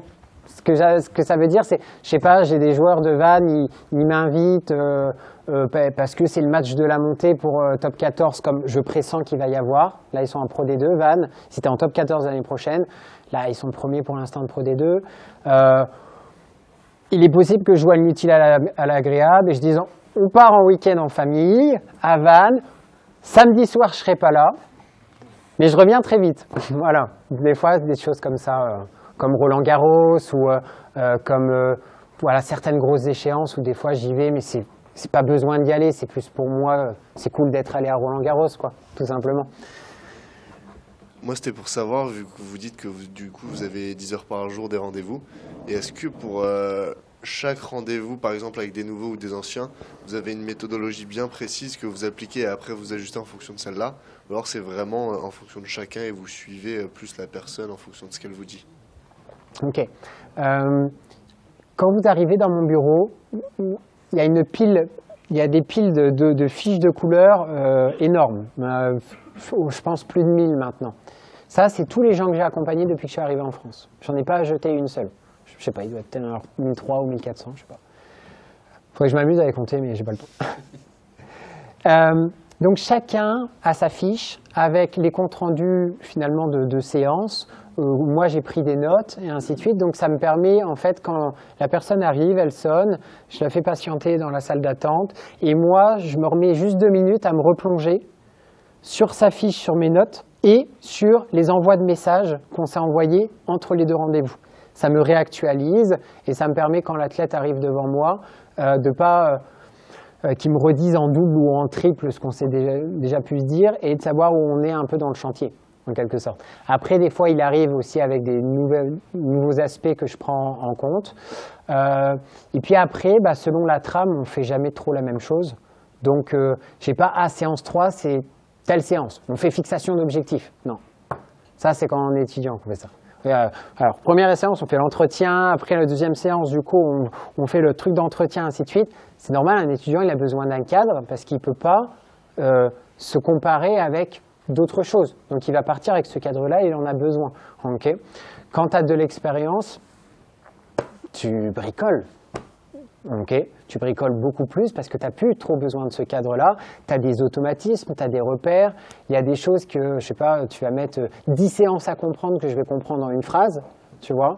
Mais c'est parce que j'ai entendu tellement de personnes parler. Je passe 10 heures par jour à être dans cette mécanique mentale-là. Donc, voilà. D'autres questions ?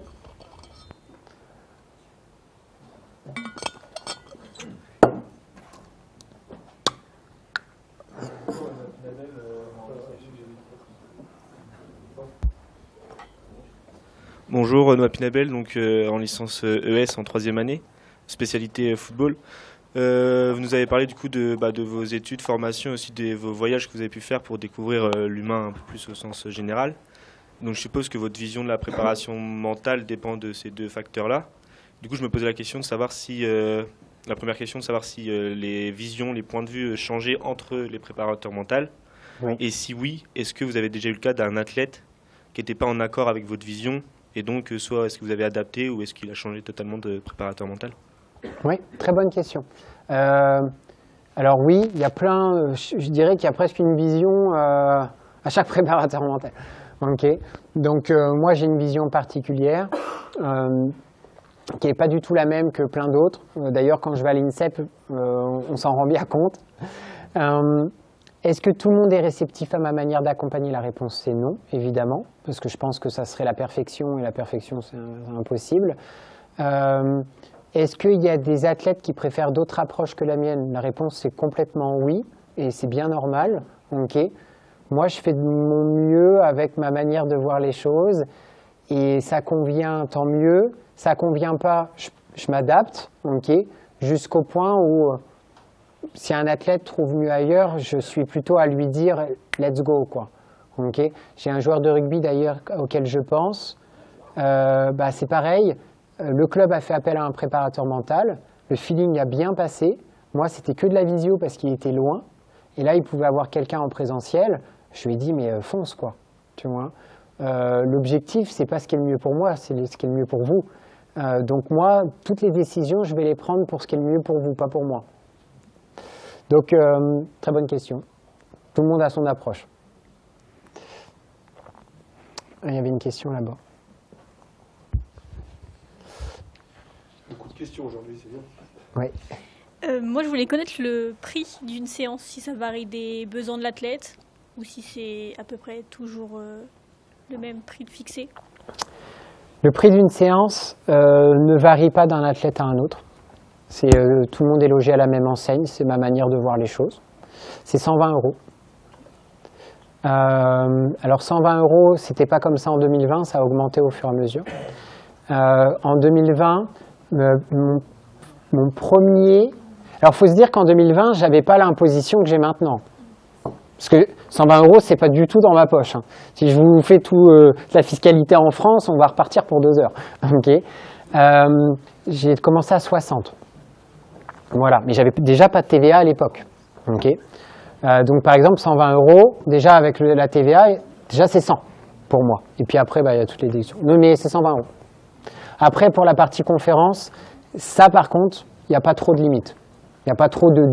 Ça va vraiment dépendre du nombre de personnes, quel type d'entreprise te sollicite. Par exemple, je suis à Cherbourg pour les directeurs du Cotentin le 12,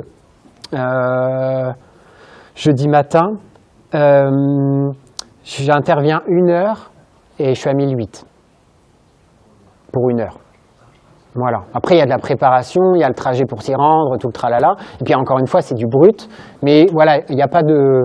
C'est vraiment sur mesure les devis. Parce que ouais, sur le site, il y avait écrit que c'était du coup sur devis, mais c'est un devis par rapport au nombre de séances qui sont mis en place.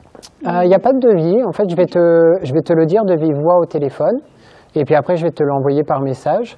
Et après, moi, je dis toujours, on s'accompagne main dans la main. Donc, il n'y a pas de formule 5 séances, 10 séances et ainsi de suite. Parce que j'aime pas mettre le couteau sous la gorge aux gens. Ils trouvent ça utile. Ça recroise un petit peu avec la question de monsieur. La personne trouve ça utile, elle reprend un rendez-vous, ça ne correspond pas, ainsi de suite. Je ne veux pas qu'elle soit prise à être engagée. Voilà. Donc, non, il n'y a même pas de devis. On essaye d'être pratico-pratique et de diminuer la paperasse. On est déjà assez comme ça. OK. D'autres questions? Je poursuis. Je poursuis sur le fonctionnement mental. Alors, il est 15h02, 15h45. Ça file vite, oui. Donc, si vous avez des questions dans ce que je dis, n'hésitez pas à me couper, hein, surtout n'hésitez pas. Je préfère répondre à vos questions que de présenter ce que j'ai à présenter. Hein. Donc, je vais aller un petit peu plus vite. T'hésites ou tu grattes la tête? Ok. Alors, notre fonctionnement mental. Déjà, une idée importante, vous avez, selon les récentes études, environ 50 à 60 000 pensées chaque jour. C'est important de le savoir, un sacré paquet de pensées. Okay. Et ça, c'est uniquement vos pensées dites conscientes. Ça ne veut pas dire que vous en êtes conscient quand elles vous traversent l'esprit, mais pourtant, elles vous ont bien traversé l'esprit à l'instant T. Okay. Des pensées inconscientes, il y en a des centaines de milliards et sincèrement, je ne suis pas sûr qu'un jour qu'on arrive à calculer à quel point on a de pensées inconscientes. Donc 50 à 60 000 pensées. Selon la nature de vos pensées, ça va avoir des conséquences sur toute chose. Okay. Votre motivation, votre confiance en vous, la réalisation de vos projets et ainsi de suite. Okay. Et donc, vous êtes conditionné par votre propre pensée. Et vos pensées, c'est pas vos potes. Vos pensées, elles sont pas là pour être cool. Et d'ailleurs, je pense que vous l'avez tous remarqué. On a des pensées qui sont pas très agréables. Il y a des gens sur Terre, ça va être très froid ce que je vais dire, hein, mais qui mettent fin à leur jour à cause de leurs pensées. Et c'est toujours à cause de leurs pensées. C'est pas à cause de leur réalité. Votre réalité, elle n'est pas dure. C'est votre lecture de votre réalité qui rend ça dur ou non. Il y a des gens qui ont des vies qu'on pourrait juger horribles et qui ont plutôt une bonne santé mentale. Et il y a des gens, on pourrait se dire qu'ils ont une belle vie et qui se mettent la corde au cou. Ça va dépendre des pensées et de la réalité qu'on se crée par rapport à ce qu'on vit. C'est une question de la perception. Comment je perçois les choses. Et on est assez peu nombreux à challenger les perceptions qui vous viennent à l'esprit, votre point de vue.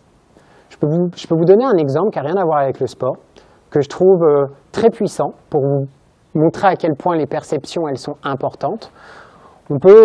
Ça n'a rien à voir avec la présentation, mais je trouve ça important dans le sujet qu'on aborde. Prenons Nelson Mandela. Vous savez tous qui est Nelson Mandela? C'est ce que j'allais dire. Je pense que vous le connaissez tous de nom. Okay. Nelson Mandela, il fait partie au XXe siècle des 10 êtres humains les plus marquants du XXe siècle. Nelson Mandela, à peu près à mon âge, 34-35 ans, il vit donc en Afrique du Sud et il y a une grande fracture sociale entre les Blancs et les Noirs. On appelle ça l'apartheid. Okay. Je suis désolé pour les erreurs, si jamais dans ma manière de raconter, il y a des inexactitudes. Et Nelson Mandela, lui, a des intentions pour son pays qui est de rassembler son pays et de favoriser son essor sur la scène nationale et puis internationale. Et puis son discours il commence à être de plus en plus entendu. Et le pouvoir en place n'est pas trop d'accord avec ce discours-là et décide de le mettre en prison. Une 30aine d'années. Donc Nelson Mandela, ce qu'il faut savoir pour ceux qui ne le savaient pas, il a passé plus de 30 ans en prison. Moi j'ai vu sa cellule, elle est petite. Okay, parce que je suis allé en Afrique du Sud, très petite, fait à peu près 2 mètres carrés. Et là, vous allez comprendre ce pourquoi Nelson Mandela est devenu Nelson Mandela. Ça tient uniquement à une seule perception, une seule, qui explique tout le reste. Nelson Mandela, lorsqu'on lui posait la question sur les citoyens sud-africains et ainsi de suite, il avait une perception particulière. Il disait que c'était comme ses propres enfants. Donc, quand le juge l'a condamné à 33 ou 37 ans de prison, je ne me rappelle plus exactement, Nelson Mandela, lui, il vivait les choses à travers le prisme que c'était comme ses propres enfants. Quand il se faisait torturer, humilier, cracher dessus, privé de toute liberté, lui, Nelson Mandela, il avait toujours sa liberté de penser et de choisir les perceptions avec lesquelles il allait vivre ce qu'il allait vivre.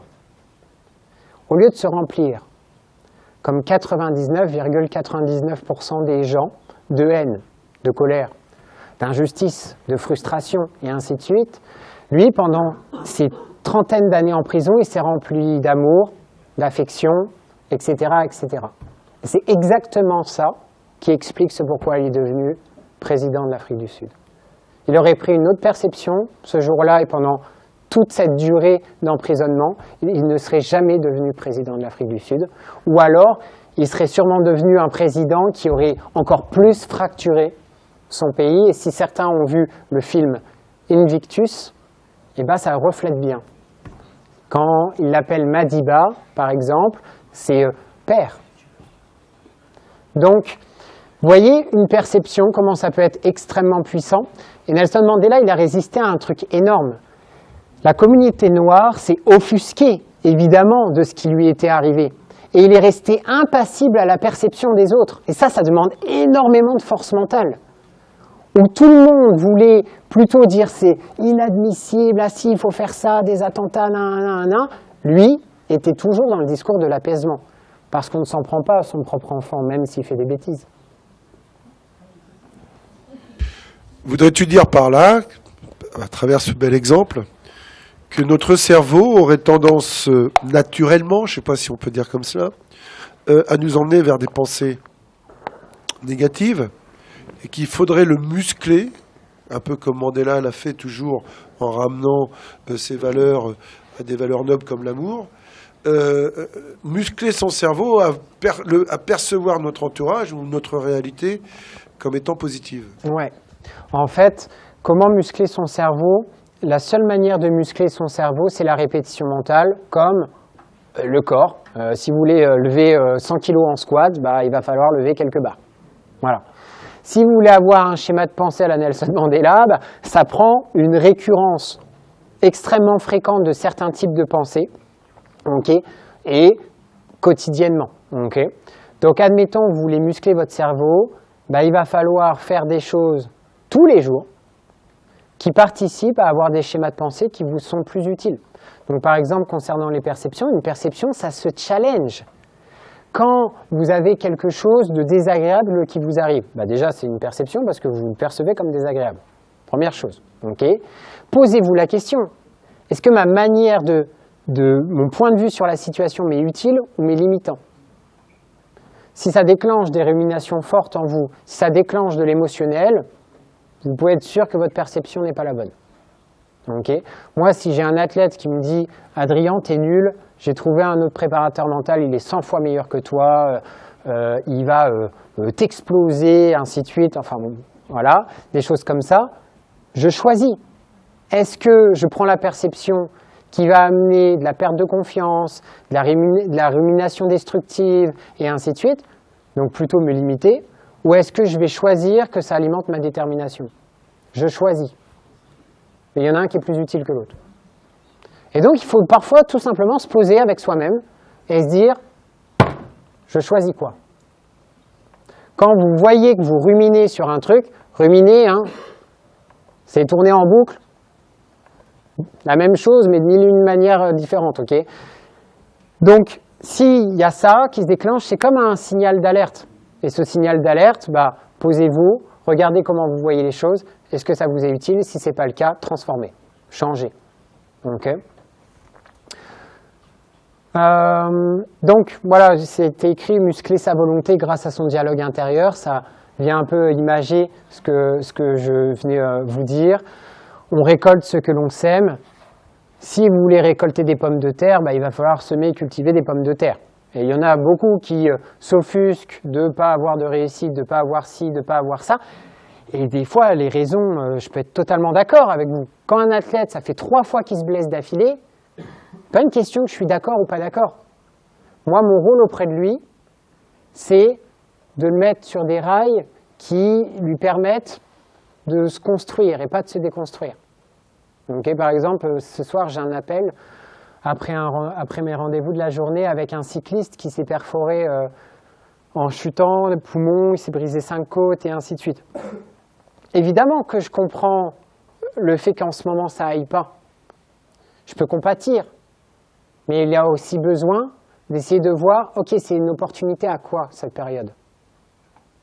Parce que soit vous prenez une perception de contrainte, soit vous prenez une perception d'opportunité. Soit certains verront ça comme un rocher, et d'autres verront ça comme une pépite d'or. Choisissez. C'est très responsabilisant hein, comme discours. Hein. Je le sais que parfois il y a des situations de vie, attention, hein. Ça peut être très difficilement entendable ce que je dis. Mais mine de rien, ça se fait pour tout type de situation de vie et même les plus dures. Très important ce que tu dis là, Adrien. C'est écrit gagner du libre arbitre face à ses pensées. Donc vos pensées, elles ne sont pas à la base de nature saine pour vous. Si vous n'avez pas musclé votre esprit, la partie de votre cerveau relative aux émotions négatives et donc aux pensées négatives et ainsi de suite est plus hypertrophiée, parce que le cerveau est un muscle, est plus hypertrophiée que l'autre. Donc en gros, vos pensées, elles s'intéressent dans la vie à ce que vous n'acceptez pas. Elles ne s'intéressent pas tant à ce que vous acceptez. Donc, si vous acceptez, vous savez accepter un compliment, ce qui n'est pas le cas pour tout le monde, okay, bah en gros, vous n'allez pas forcément y penser beaucoup. Par exemple, si vous n'acceptez pas qu'on vous a parlé ainsi, injustement, là, vous allez le cogiter pas mal. Si vous acceptez la réussite, mais vous n'acceptez pas l'échec, vos pensées vont s'attarder beaucoup plus sur l'échec que sur la réussite. Okay. Si vous comprenez que vos pensées s'intéressent uniquement à ce que vous n'acceptez pas, eh ben, ça pose un gros travail d'acceptation. Acceptation, ça ne veut pas dire être d'accord et ne rien faire. L'acceptation, c'est ce qui est, est. Donc, tu as fait ta contre-performance, elle est là, on ne peut plus la changer. Okay. Donc, il va falloir l'accepter. C'est comme le deuil. Le deuil, c'est de l'acceptation. Okay. Et donc, il va falloir ensuite arriver à pouvoir se recentrer, notamment, je vous parlais du focus, sur ce qu'on peut contrôler et faire une opportunité de la situation. Gagner du libre arbitre, c'est en musclant avec des routines votre cerveau pour que vous ayez plus ces automatismes à avoir un schéma de pensée naturel qui viennent plus voir l'opportunité que la contrainte. Point. Et ça peut être très déstabilisant quand vous tombez en face d'une personne qui est capable de le faire. Si je vous explique ce qui s'est passé la semaine dernière, par rapport à un deuil, enfin la perte d'un proche, si je vous dis ce à quoi j'ai pensé 2 minutes après l'appel avec ma maman, vous trouveriez ça très bizarre. Mais comme vous trouveriez ça très bizarre, le point de vue de Nelson Mandela, vous le comprenez maintenant, parce que y a l'histoire qui explique que. Mais si vous le vivez, il faut arriver à quand même avoir de l'amour pour ces geôliers. C'est compliqué, hein. Okay. Donc ça se muscle et ça peut devenir à un moment beaucoup plus naturel. Des questions ?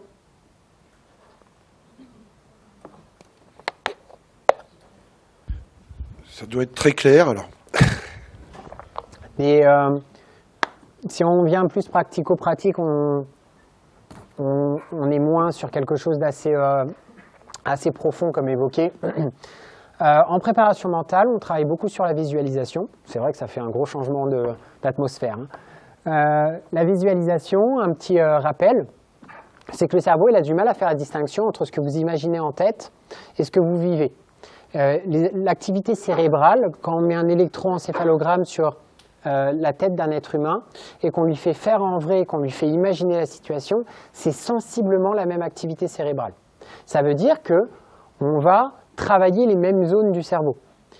Et c'est pour ça qu'on utilise en préparation mentale la visualisation avec les athlètes et tout type de projet. Ça peut être le permis de conduire, ça peut être des examens et ainsi de suite.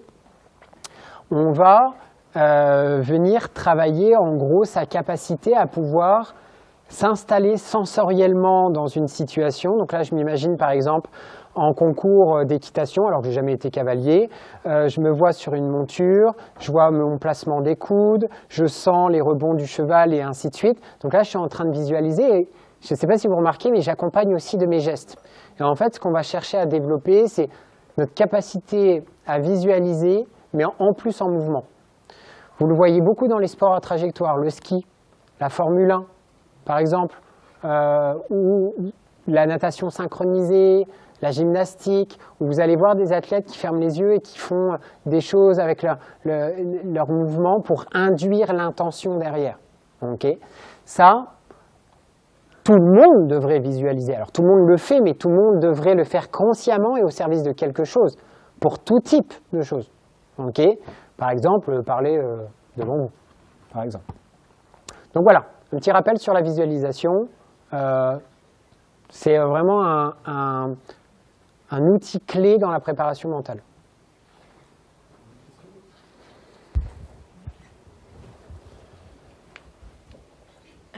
Vous avez peut-être pas la réponse, mais l'imagination qui n'est pas différenciée par le cerveau entre ce qui est réel et ce qui est imaginaire, est-ce que vous pensez les rêves qui sont très intenses, même si c'est dans une situation non compétitive, le cerveau il n'arrive pas à faire la différence entre ce qu'on a vraiment vécu?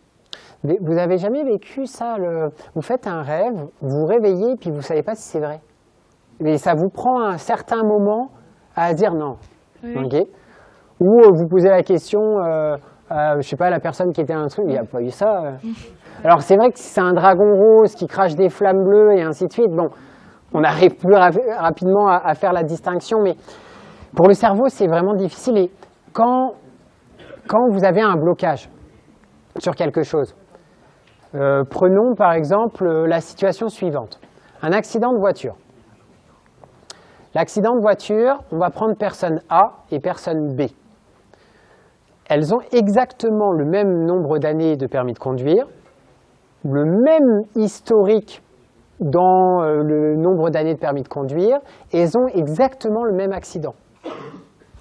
Personne A reprend le volant le lendemain sans aucun problème. Personne B est incapable de reprendre le volant. Il y en a une qui, pendant les 24 heures, a repensé à l'accident, vite fait, mince, nanan, mais l'a très vite allégé dans sa tête et il ne s'est pas vu mourir. Alors que personne B, elle a revécu son accident 300, 400, 500, 600, 800 fois. Donc pour le cerveau, 800 accidents, pas un. Et ça l'a amené à ne plus avoir confiance dans ses automatismes de conducteur. Okay. Donc le cerveau a du mal à faire la distinction entre les deux. Okay. Surtout quand c'est répété, ça nous conditionne. D'accord, merci. D'autres questions?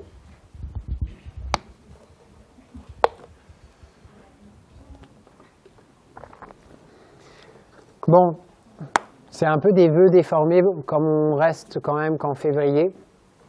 Il reste quand même pas mal de 2026 qui est devant nous. Voici mes vœux, qui sont des vœux assez simplistes, comme ça, mais c'est d'essayer quand même de savoir quelle est la destination que vous visez. Alors attention, c'est pas grave si vous n'avez pas je vais faire tel métier à tel endroit et une idée très précise, mais il y a des destinations ou des désirs qui peuvent être très générales. Par exemple, moi, je n'ai pas l'intention, en 2026, d'être un mauvais papa. Donc, il y a un cap, il y a une destination. Ça va être d'être un bon papa. Okay. Et donc, le fait de vouloir être un bon papa, bah, ça va amener à prendre des décisions et les actions qui en découlent. Établissez des destinations diverses et variées sur votre sport. Ça peut être, on peut le voir à travers le terme objectif. Hein, okay. Ça vous donne un cap et derrière, bah, mettez-vous en cohérence avec ce cap en revenant dans vos journées et en prenant des décisions et en menant des actions qui sont en rapport avec la destination que vous visez. Ça marche? On en a un peu parlé. Bon, c'est un peu le côté la démarche en préparation mentale. De toute façon, vous allez avoir le diaporama. Hein. Donc, voilà la démarche, par quoi vous passez. Donc là, c'est un peu la vision théorique, voilà, que je vous montre. Pas trop de choses à rajouter là-dessus. Hein. Ça serait un peu doubler ce que je dis d'en parler. S'il y a quelque chose qui vous saute aux yeux et que vous avez une question, n'hésitez pas. Maintenant, sinon, je vais passer. Non. Okay. Tu parles de questionnaire test. Les années précédentes, je crois que tu nous disais que tu n'étais pas trop... J'ai pas changé d'avis. Si tu peux développer un peu. Ok. À l'université, vous étudiez parfois des questionnaires et des tests pour faire du profilage, par exemple, pour mesurer l'anxiété, pour des choses comme ça. Moi, dans ma pratique et dans mes accompagnements, je n'utilise aucun test et aucun questionnaire. Voilà, c'est propre à moi, ça ne veut pas dire que c'est mal. Par exemple, il y aura des approches de préparateurs mentaux qui le feront. Okay. Mais j'ai une vision de mon métier, une vision de l'humain qui ne me permet pas de pouvoir passer ce genre d'outils. Voilà. Donc c'est propre à moi. Donc là, tu parles des tests psychométriques, par exemple. Par exemple, de vouloir faire un test de personnalité pour vous dire si vous êtes plus bleu ou rouge et vous mettre un peu une forme, ça va être péjoratif présenté comme ça, il ne faut pas le voir comme ça. Hein. Parce que moi, je le présente, alors. Mais voilà, de vouloir mettre une étiquette qui est des fois très mauvaise pour la personne, ça veut dire que ça l'enferme dans quelque chose qui, après, se transforme dans une forme de fatalité, à se dire oh, bah, je suis comme ça, alors voilà. Alors que moi, je suis plutôt à prôner, on peut muscler le cerveau pour changer plein de choses. Bon. C'est mon côté un peu bidouilleur, peut-être, du mental. Je me demandais quel type de méthode et d'interaction vous pourriez avoir avec les cellules médicales dans les différentes pôles sportifs ou clubs. Ouais, c'est une bonne question. L'aspect coordination, ça c'est quelque chose qui n'est pas encore mis énormément en place et je pense que dans le futur, ça le sera de plus en plus. C'est que de travailler en synergie avec tout le staff qui peut entourer l'athlète. Moi je dis, enfin c'est pas de moi cette phrase, c'est d'un entraîneur canadien, mais il disait cet entraîneur canadien, pour atteindre le mont olympique, ça prend un village. Et donc, bah, ce village, c'est toutes les gens qui vont circuler autour de l'athlète. Et donc, la plupart des projets vraiment de très haut niveau, je suis en contact avec l'entraîneur, par exemple. Ou je vais travailler aussi avec le médecin et le kiné sur des choses. Par exemple, le kiné, il sent plein de tensions particulières.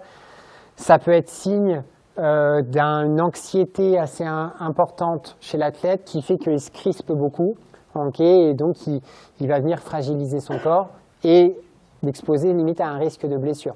Donc moi, je vais travailler en synergie avec le kiné, prendre ces feedbacks qu'il a, lui, en séance, pour pouvoir incorporer ça dans ma manière d'accompagner l'athlète. Un médecin qui va te dire « ouais, bah, il en a pour 6 mois ». Tu vois, il va t'expliquer un peu pourquoi il en a pour 6 mois. Est-ce qu'il peut espérer en moins ou pas? Tu vois, il va te donner son œil de médecin pour pouvoir aiguiller un peu mieux l'athlète mentalement sur voilà, sa pathologie et comment il faut gérer les choses. Oui, cette question, elle est importante, hein, de la coordination et de la capacité à se faire confiance les différents corps intervenant dans la préparation du sportif. Ça, c'est vraiment pas facile à gérer, quoi. Ouais, mais par exemple, moi, avec les entraîneurs, Ça se passe très très bien. Ils comprennent bien quel est leur cercle d'intervention et le mien. Et donc ça se passe toujours de manière extrêmement harmonieuse. Moi, je suis vraiment là pour travailler et aider autant l'entraîneur que l'athlète, quasiment. Donc voilà, franchement, ça se passe vraiment très bien avec les entraîneurs. Des questions par rapport à ça ?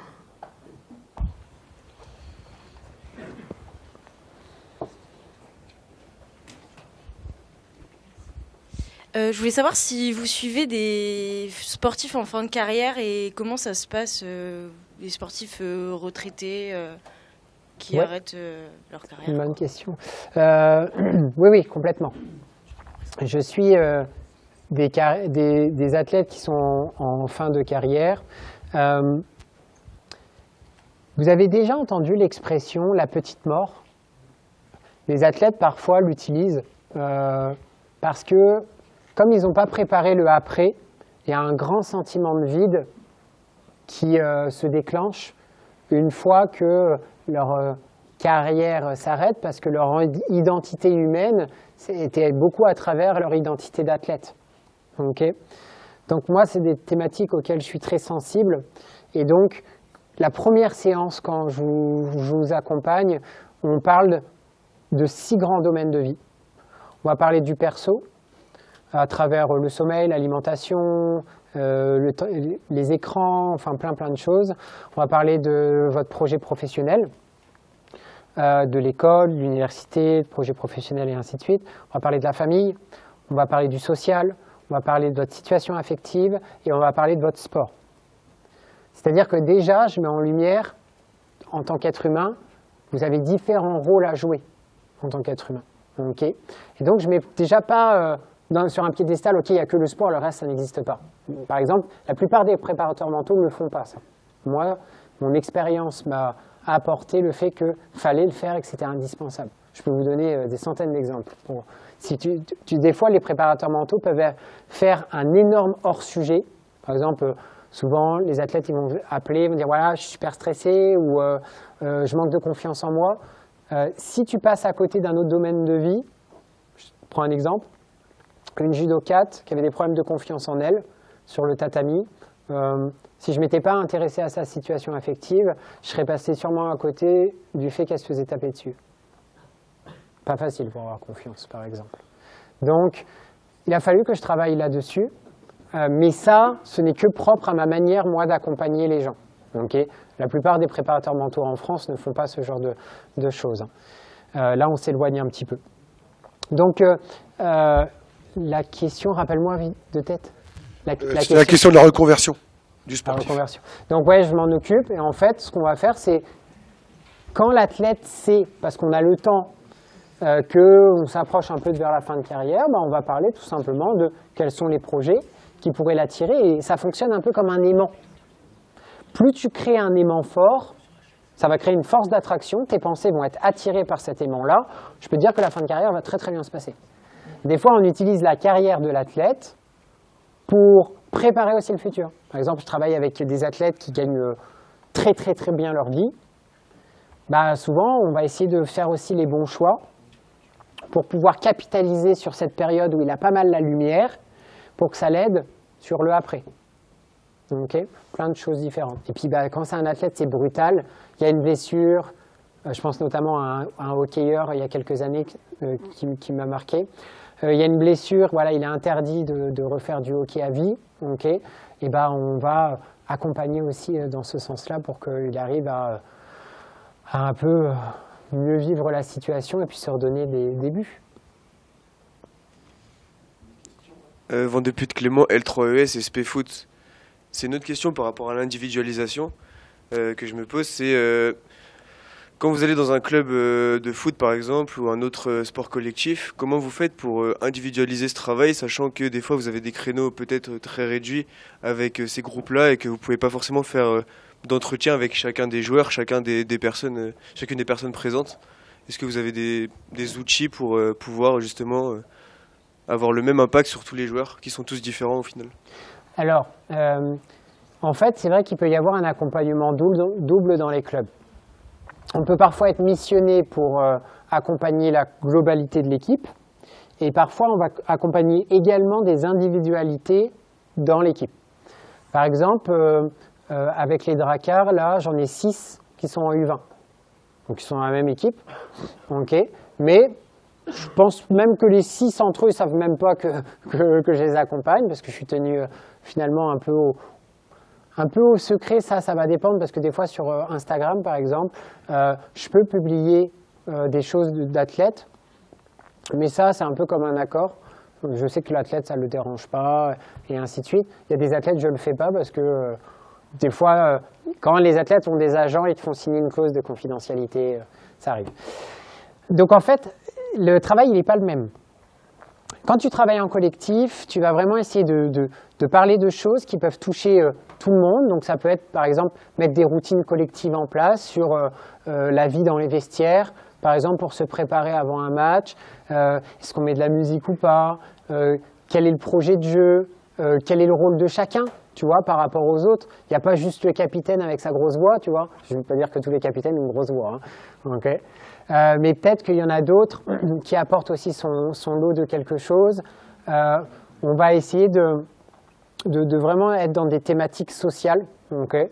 Et on va faire tourner des exercices en rapport avec ça. Ça peut être aussi du team building. Ça peut être plein de choses comme ça, okay, qui soudent un petit peu les athlètes entre eux de manière sociale et opératoire. Et l'accompagnement individuel, bah, ça va être très différent du collectif. Ça marche? D'autres questions? Non? Ok. Paf. Bon. Très bateau, hein. Mais où est-ce qu'on peut faire de la préparation mentale? Bah, voilà. Je ne vais pas vous lire ce qui est écrit. J'y ai répondu à plusieurs reprises sur différentes questions. La durée, j'ai mis 2-3 séances. On va dire que ça ne veut pas dire que la personne ne peut pas faire uniquement une séance. Mais 3 séances, c'est pour quand même mettre quelque chose en place qui peut perdurer dans le temps. Une séance, c'est juste. Hein. Et le camp, bah, là, j'ai eu une demande. J'ai les championnats de France de tir à l'arc dans 2 semaines. Il me faut un rendez-vous en urgence. Et je ne connais pas la personne. C'est pas trop ma manière de travailler. Voilà. Ça ne veut pas dire que je ne peux pas arriver à mettre un pansement sur une blessure, okay. Mais ça ne va pas tenir à long terme. Okay. Donc c'est mieux, plus on a de temps entre le moment où on débute l'accompagnement et l'échéance importante, mieux c'est. Ça, c'est un récap de plein de choses. Vous prendrez le temps de le regarder si vous remettez les yeux sur l'intervention. Mais voilà, ça vous permet de ne pas rester fermé. Préparateur mental, c'est pour les sportifs. Pas du tout. La préparation mentale, c'est pour tout ce qu'ils pensent.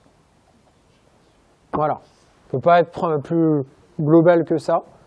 C'est pour tout ce qu'ils pensent. Donc voilà, ça vous met un petit peu un aperçu des outils, de pour qui, voilà, c'est un peu une mind map, quoi.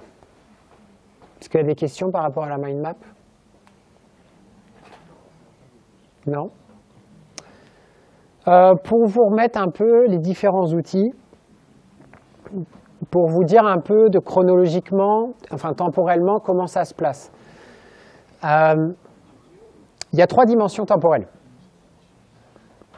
Il y a le passé, il y a le présent et il y a le futur.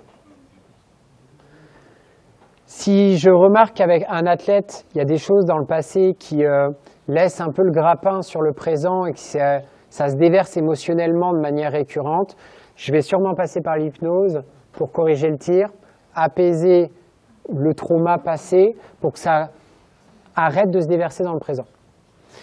Pour le présent, je vais utiliser par exemple méditation, respiration consciente, de la relaxation, du travail de switch, d'ancrage et ainsi de suite. Et pour le futur, on va plutôt travailler sur la visualisation et fixation d'objectifs et des routines de performance. Voilà, c'est pour vous dire, quand vous voyez quelque chose, où est-ce que je le place temporellement dans l'accompagnement de l'athlète.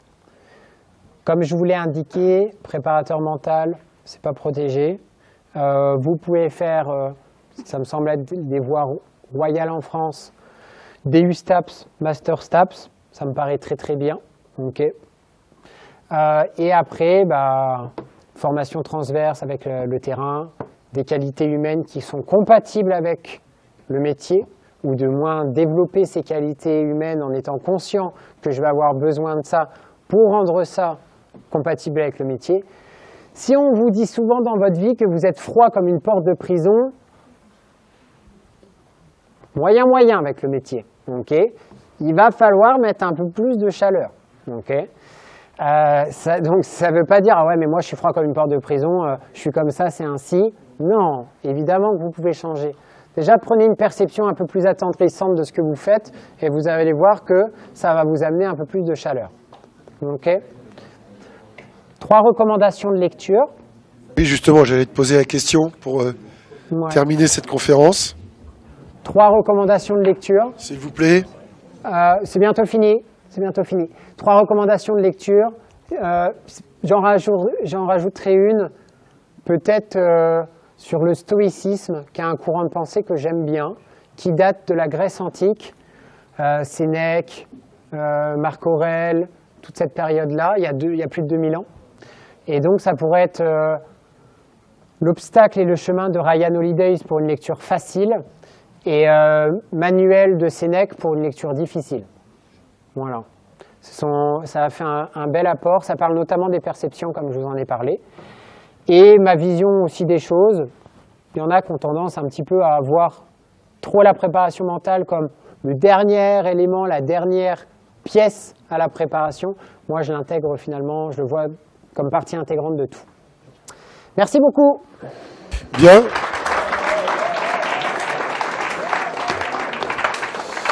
Alors effectivement, on arrive au terme de cette conférence. Merci aux étudiants qui se sont fortement intéressés à travers vos questions.